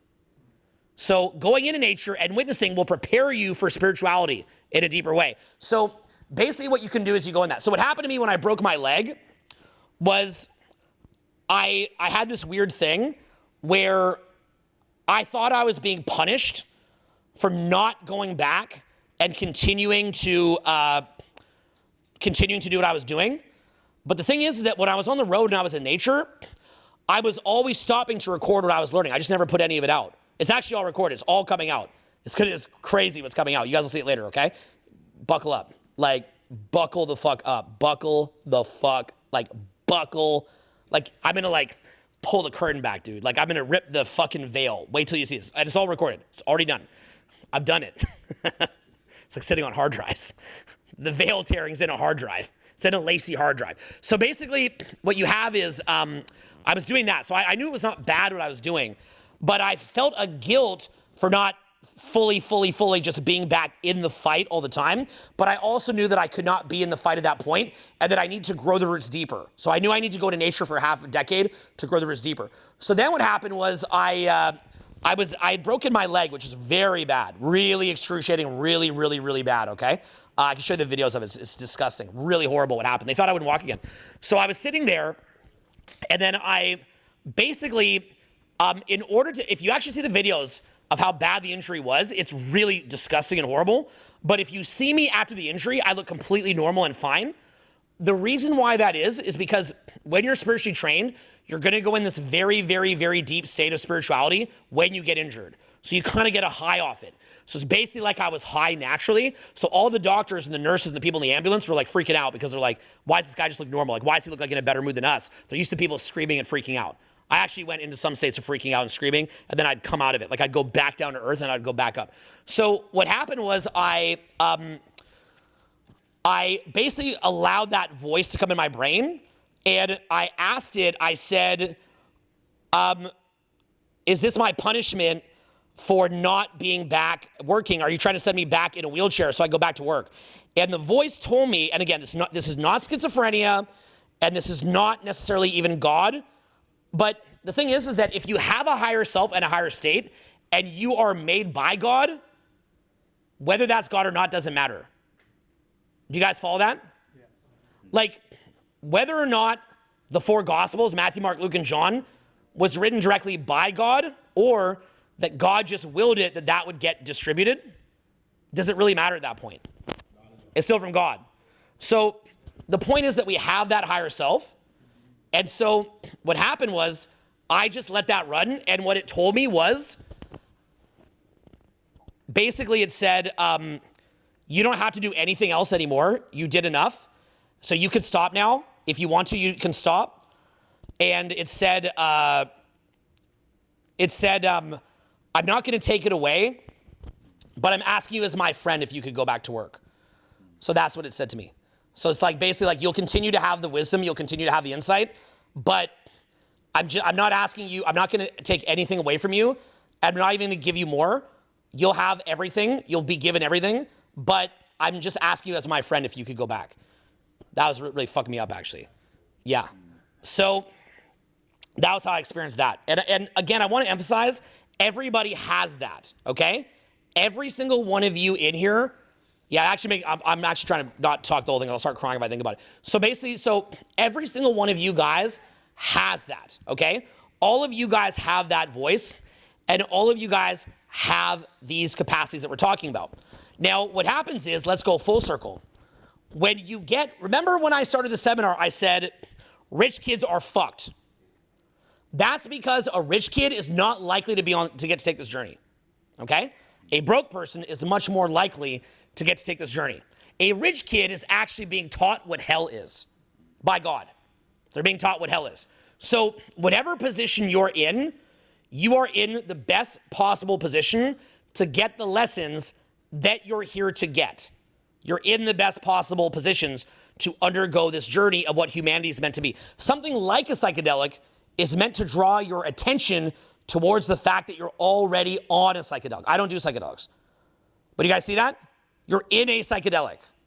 Got it? The greatest, most fucked up psychedelic is what? This. Okay? But for some people, they find it transformative. I don't, but I don't do it. But the point is, for some people, they find it transformative specifically because it shows them what life actually is. But they never, give us a moment, but they never actually needed it. But they were just never taught that. And the reason they weren't taught that was because our society is so fucked up and congesting. So again, the purpose of a personal growth seminar, what it is that we're here to do is it's meant to be an environment where we can leave the mainstream cult, the death cult, leave that temporarily, a cult of spiritual death and spiritual bondage, leave that and say to ourselves, let's look at life through a different lens. Now, the things that I'm saying might sound weird, but let me ask you a question. How much is just being alive kind of weird? Pissing, shitting, sleeping, having dreams, breathing, experiencing, creating, growing, evolving. That's fucking weird. Our history prior to modern society, that's fucking weird. It's all weird.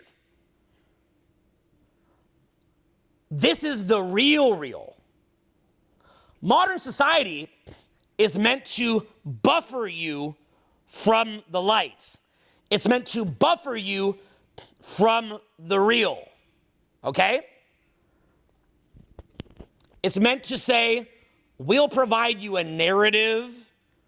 We'll provide you a way to look at this.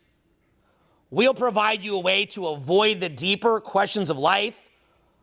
A big one is it will provide you a false identity, because the mere question of your identity is one of the scariest questions you could ever face. Not knowing what to make out of your life is one of the scariest questions you could ever face, right? You know the whole thing of like, the classic thing of like, you know, born, go to kindergarten, go to grade school, go to high school, go to college, get a job, all that. It's a way to avoid facing life. It's a great system. It provided structure for people that need it. But it's a way to avoid actually living life. So pausing at an event like this is really just a way to say, well, what the fuck is this?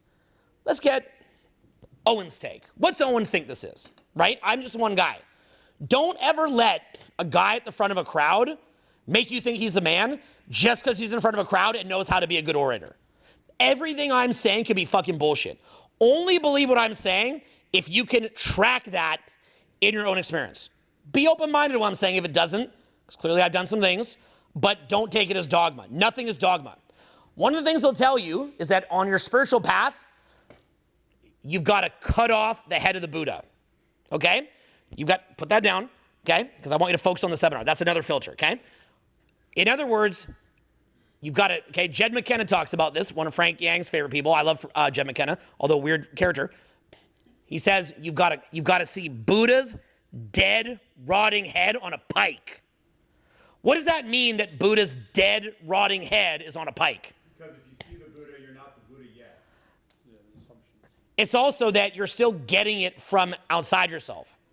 So the Buddha nature has to come alive in you.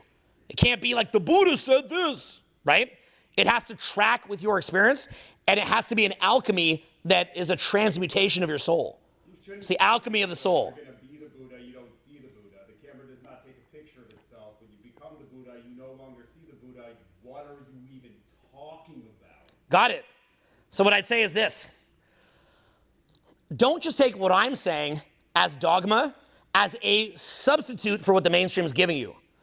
Rather, look at how I approach this and then say, okay, there's a guy, like how I'm a guy or girl, who rather than just eating the fucking sludge being shoved down his throat, he coughed it up, vomited the sludge, and then saw what was beyond the fence. Okay? So you have to make a choice not to just go with what other people are telling you, but to see what's beyond the fence. Now, part of that journey is this. At the lowest level, you have groupthink, which is where most people are stuck. They're in the matrix, so to speak, right? Cliched term now. Once it was trendy. Cutting edge, now it's cliche. From there, you have seeing the world through your own eyes. Why is it harder to see the world through your own eyes than to be in groupthink? People disagree because it's cognitively expensive. it is more calories being burned in your brain when you think for yourself, okay? What we described here will burn more calories in your brain. So people will shy away from it because if they get told what to do, it saves energy, keeps them alive. Also, it gives you safety because you're agreeing with the group, so you won't get ostracized from the group, so it gives you safety. So there's a lot of powerful biological factors, the caloric requirement as well as the safety requirement, to be strong enough to see the world through your own eyes. There's many different forms of strength, not just 24-hour fitness and GNC. There's other forms of strength. Now, from there, you also have a level above that. What would the level above just seeing the world through your own eyes be? That's even more cognitively expensive. Seeing the world through everybody's eyes. Yeah, it would be having mentors anyway. Because if you're just in the group think, you just take what the mentors, the people above you tell you to get safety and not to have to think. To stay on autopilot, to have a false sense of identity, to have a false narrative, not to have to think, and to be safe, and to save energy. Higher is to think for yourself and forge your own path. Higher than that is still to learn from the greats because it requires you to then absorb the advanced knowledge they're giving you. So that's an even higher level lesson, okay?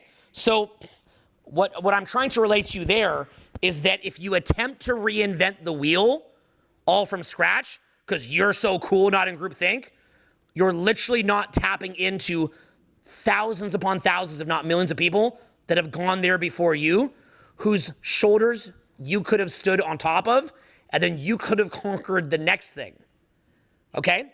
If you've got to reinvent something that's already been invented, if you've got to refigure out something that's already been figured out, that doesn't make you strong. That makes you stuck at mid. Remember I talked about different levels of alpha, like building a business and then building a business and helping other people? There's levels to this, okay? Higher than that is knowing how to go, not just in the group think, not just seeing the world through your own eyes, not just mentors, but going right to the source. So there's layers, okay? And there's increasing depth. So do you guys see how life is very much an open world video game that has tremendous amounts of depth? But what level are most people playing at? 0. Okay, if you were in an environment like this every single weekend, I can't do that for you, by the way, I'm leaving, going to Boston next week. If you're in an environment like this every week, what would your life look like? Level 100. Every week they'd start believing you were doing it for them. It can't be every week. Can I tell you something? You're wrong. It actually should be. My life, it's every day. I'm surrounded with people at my level and above my level every single day. Now, I've gone in the forest. I've done all that too. I think you have to have it. The reason why is this. The biggest fucking problem that everybody has is a lack of mentors, lack of influence, and lack of standards. We just rise or fall to the group of people that are around us. So what I suggest to you guys is, here's what you actually need to do. Get around other people that will hold you accountable and get to a higher level, and commit to getting resources that will pull you up again and again and again and again. You should be able to do the following, okay? You know how people, when the Super Bowl comes on to the masses, they're like, Super Bowl, because they're kind of in the group think, right? Bad Bunny, it's Bad Bunny, okay? Above that is going, I don't need to go watch some lame Bad Bunny thing because I'm my own Bad Bunny. I'm my own NFL football team because it's my adventure. You know what's above that? Super Bowl and Bad Bunny. You know why? Because you live in a fucking society, okay? So if your friends want to watch the Super Bowl and Bad Bunny, you don't need to shame them like, well, you should be your own NFL hero and Bad Bunny. It's like, or you could watch Bad Bunny. And I still think Bad Bunny wasn't really that good. But the point is that women like him. So come on, it's Bad Bunny, right? You know what I'm talking about. Okay. She's like, okay, so the point is, right? So look, any man who says who can't watch Bad Bunny, you know that guy's not getting pussy. So the point is, like, you got to watch that girl will literally just not fuck you if you say you don't like Bad Bunny. You couldn't come up with a physical better name for a musician than Bad Bunny. You know that, right? Why is that the best name in all human history for getting laid? What are the two things in the name Bad Bunny? Bad and Bunny. that guy will have endless sex, okay? If you name yourself Bad Bunny, oh, dude, that man's a genius, okay? You cannot fail with the name Bad Bunny, okay? It's like cute, but it's bad. Come on, stop, okay? Stop it. It's over, okay? Bad Bunny, that man deserves an award just for the name Bad Bunny. So, I'm not kidding, by the way. You guys think I'm joking. That's a genius. Like, just name yourself Bad Bunny, endless sex, okay? Because it's bad and it's the bunny. It's basically every single thing a woman wants. She's even there, she's like, oh my God, like she's getting excited. Just the bad and the bunny. Women love bunnies. Look, if you go out tonight and just talk about bunnies to women, watch how they act, and then think about being a bad bunny, okay? So, what I'm getting at though is like, at a high level, you're not so afraid of being sucked back in the group think that it scares you, okay? I believe what you're explaining is called the prophetic burden. When somebody has a tremendous weight on them and they have extreme significance and they're aware of their importance, they feel like they not only have to deliver a message, they have to rebuild an entire delivery system which will block you from actually being able in your lifetime to deliver the message. Instead, if you could just get past the significance, the prophetic burden you're feeling of being so important, and just put yourself in the mainstream conduit that already exists because life itself is already built, then you just deliver the message and stop being like, oh, I can't talk about the extreme joy and pleasure of taking a shit because I have a body and I brought my entire soul into my body, and I stopped trying to be a human having a spiritual experience, which is retarded new age shit, and instead I realized that I've actually been made a soul, I am a soul, and I'm attempting to get that entire thing in the most base levels of human existence, and walk around and love and feel the joy. So let me pause you. I love everything you said, let me pause you. Do you have a YouTube channel? Perhaps How big is it? not big enough, How big? small, Okay, so a better question would have been, how much work are you putting into it daily? not yet. Okay, so I love what you're doing there. Everything you said, I didn't disagree with a single thing. I love it. But your capacity to speak on it at that level without the journey of going through it is, in my view, the same as spiritual bypassing. So what you're saying has an energy of spiritual bypassing in it because you haven't done the thing you're supposed to. So you're at risk of being in the older version of Mark Manson territory. So next time I see you, because I'll be back next year maybe, promise me, it doesn't mean you have to be big, but I want to see that effort. Deal? I promise. Can you guys give me a hand for that? Is it going to be a good deal? Okay. Okay. So I want to see it. So, okay. So then let's just kind of land the plane here, okay, guys? So basically what you have is that I want to get you guys thinking to yourself. I want you guys to be thinking to yourself just this one thing as you go on, okay? Don't be afraid of the mainstream, and don't be afraid of getting sucked into it, because if you're past it, it doesn't scare you.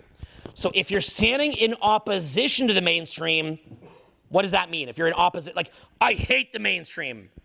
I hate the Super Bowl. What does that mean?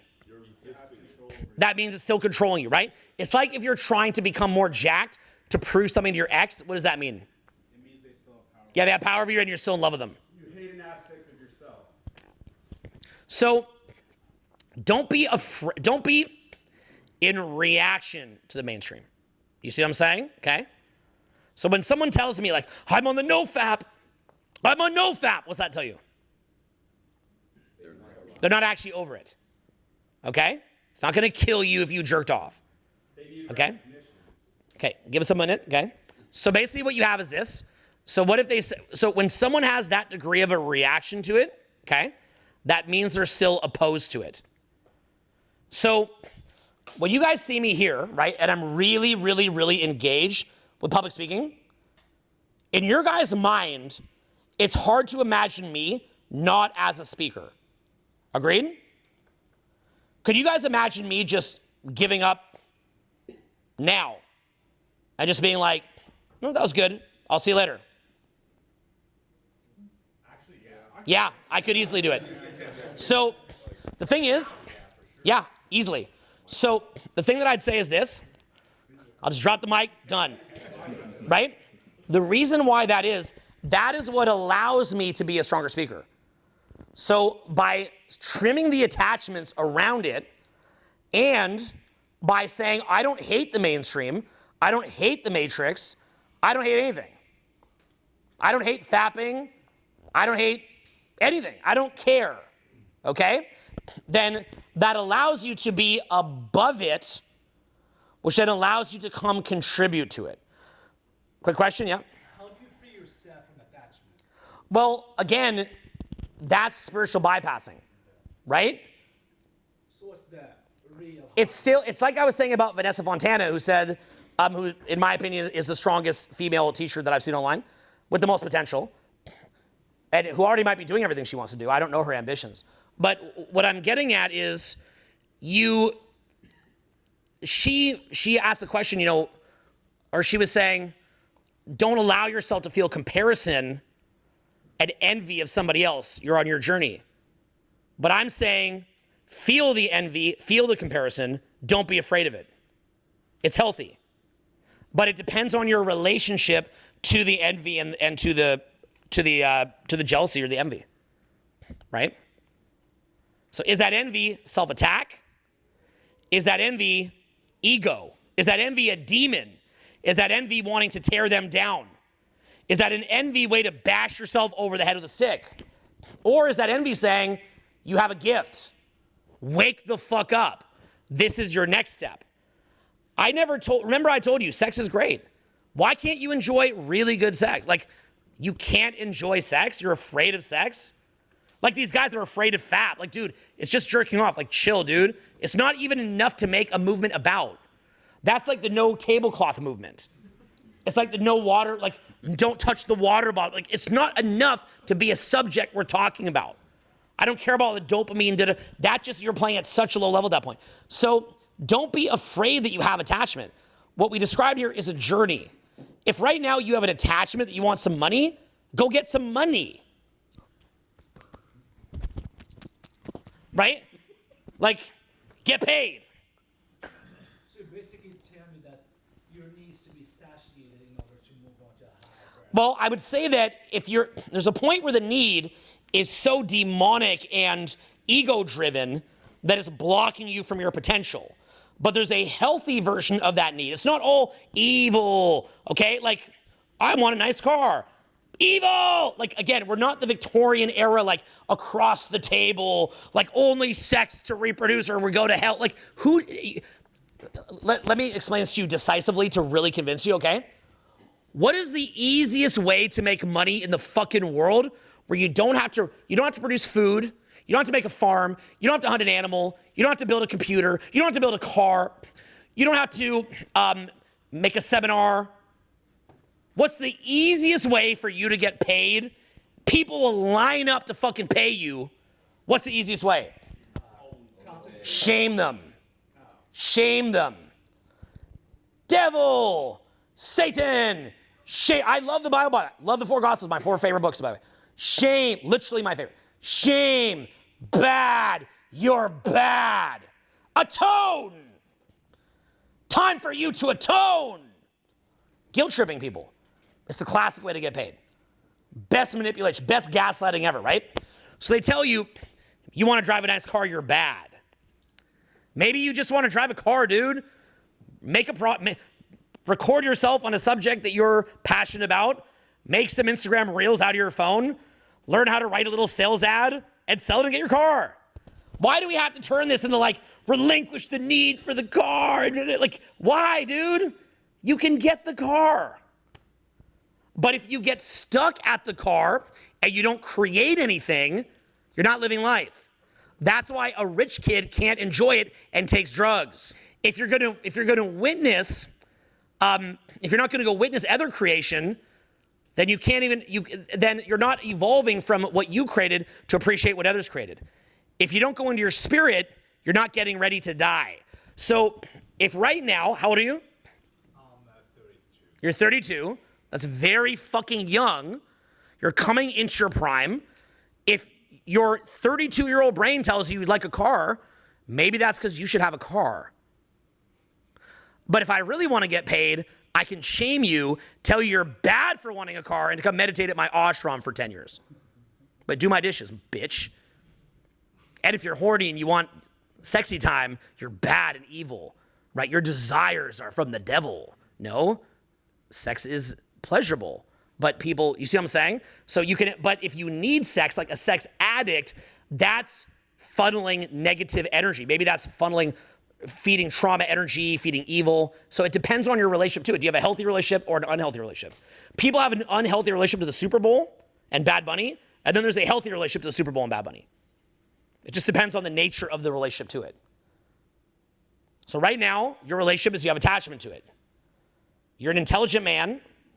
No one can see you in the camera or anything right now. How much money do you make per year? Like 50, 60. Okay, so you're a 32-year-old man living in the first world country in functional poverty. But I came from a third world, though. Don't care. I wasn't born here. Don't care. Yeah. So the point is, you're broke. So then if you want a car, that you don't need to go, well, I read a self-help book from some guy shaming me, and I need to transcend my need for the car, and I'm going to manifest the car. It's like, just make an internet funnel and drive a car. You see how complicated we make this? You see how personal growth circles complicate this shit so deep? Just get the car. And then you know what will happen when you get the car? You'll drive it around for a bit, and you'll get bored of it, and then you'll go, this doesn't excite me anymore, but it was fun at the time. Now I'd like to create something. Then you'll go create something. Then you'll create so much stuff, you'll have endless money. Then what'll happen is you'll go, I don't get anything out of making endless money anymore. What can I get next? Well, I'd like to see what's out there. Then you'll go see what's out there. And then you'll enjoy that for a long time. And then you'll realize that you get it. You got the message. And then you'll realize your body's dying. And then you get ready for death. But then you may come back and engage with the world from a different place. And that was that last place that I was giving you. Okay? So just sort of circling. Are you guys getting this?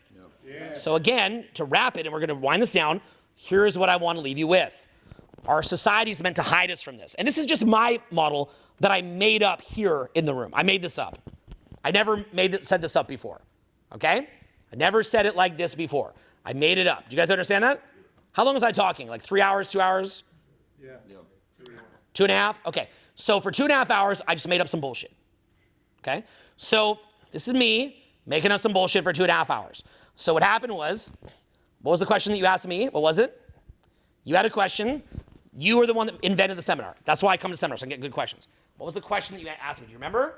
About charisma, or You said, how do you always have energy and seem lit up all the time, even though you're 46?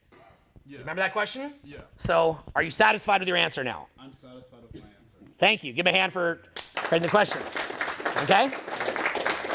Leave it to Owen to give you a 2.5 hour answer. So anyway, so what I'm trying to show you here is basically, that's my 2.5 hour answer to your question, okay? So basically, remember I said that just having like a rich kid, it sucks to be them because they don't have that kind of energy. This is what I'm talking about. You have to have some kind of mental model about what it is that you're doing here and how to expand. And what will happen is you're always going to have energy. You'll have energy and energy and energy and energy until you eventually have a health crisis. But you'll have that, and there'll be things that light you up. Maybe you just never, you know what's like the sickest fucking, okay, I'll give you the best cheap restaurant in DC, and I'll give you the best expensive restaurant in my view. Everyone's taste is different. My favorite cheap restaurant in DC is Nando's. You guys ever been to Nando's? Yep. I get excited to go to Nando's because it's like nostalgic for me. You can go there for about $20, maybe $30. Do you guys want to know my favorite expensive restaurant? Yeah. Joe's Stone Crab. You ever been to Joe's Stone Crab? Okay, who here's ever been? That's so tragic. It's a literal, Frank, you never took her to Joe's Stone, Frank, okay, this week, okay? We'll go together, okay? We'll go, okay? You coming? We're going to Joe's Stone Crab. Make sure he comes, okay? Okay, tell him you want the big crab. That's all you got to say, okay? Say, I want the big crab. Frank, give me the crab, Frank. So Joe's Stone Crab has, crab's legs that are like this it's like a giant cock, basically. It's like this thick, that fucking long. It's like a cock from a porno.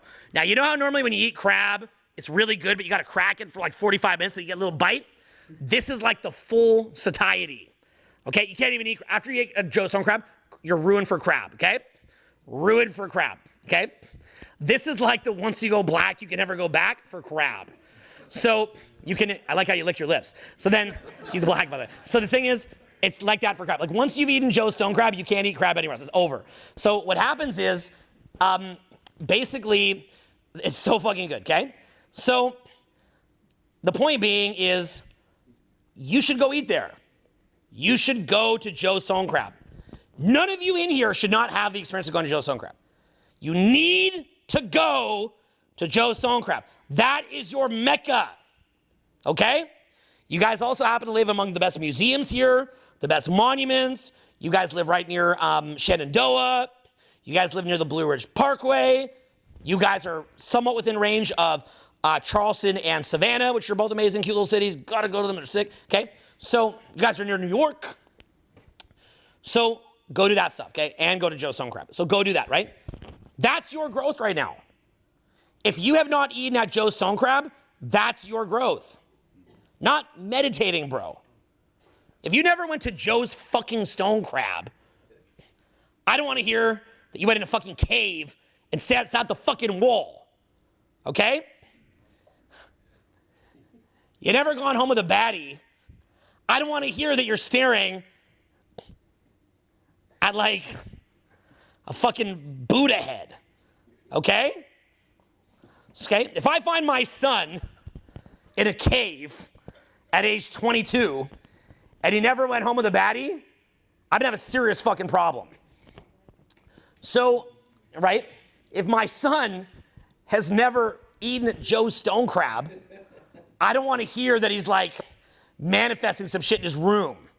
So what I'm getting at is life has a natural progression to it, okay? There's a progression, there's a time and a place for everything, and there's a next step for everything, right? So you've got to get a sense of where you are, what it is that you're doing, and then what is going to lead into your growth, expansion, what's going to energize you, what's going to light you up. So many people in my career, different executives I work with, professional people I work with, they're always like, well, you have that talent, Owen. You have that special spark thing that not everyone has, like this Hollywood thing. I'm like, shut the fuck up, dude. You're just fucking boring, bro. Like, I don't have some special Hollywood thing. I'm just a guy who didn't just stop at accounting. That's all that is. That dead look that you see, that's not like you got it or you don't, or charisma, you got it or you don't. It's a series of decisions. That's like you go to some guy that's crazy jacked and you're like, well, you're just born like that. Like, yeah, there's different genetics or whatever, but people can all get their version of fit. There's your version of lit up. There's your version of spirituality. So everyone can have that. So again, just wrapping with your question, there's a version of you that is like, think of me like Tyler Durden in the movie Fight Club. Remember how he was a power animal? You know the power animal? Penguin. What was his power animal? You never saw Fight Club? No. Okay. All right. Okay. He goes in the cave, and his power animal is the penguin, okay? So just think of me as like your power animal, okay? Like you go in the cave, and there's this like ginger dwarf guy, like, and you're like, I have a question. He's like, 2.5 hours later, okay? Think of it like that, okay? And then basically become your version of that. But your version of that is not me, okay? My mentors that I learned from, I didn't become them. I became my version of their capacities that they had developed. So you're all gonna have your version of charismatic, passionate, energized by life, engaged, growing, expanding, deepening. Every single one of you guys is going to have your version of that, okay? So that's what I'm here to help connect you to, because I've been fortunate to be put in a position where I teach personal growth. So I've been, and it is fortunate, okay? Like my life did not have to pan out the way that it did. I could have been born a rich kid. I've been totally screwed on drugs. There's many different ways that my life could have panned out. So I was fortunate to be able to share this with you, okay? So that is my answer to your question, sir. I hope you enjoyed it. And that's all I'm going to say tonight. Thank you guys very much. I appreciate it. Thank you. That was fun. It's appreciated. Thank you guys. Thank you very much.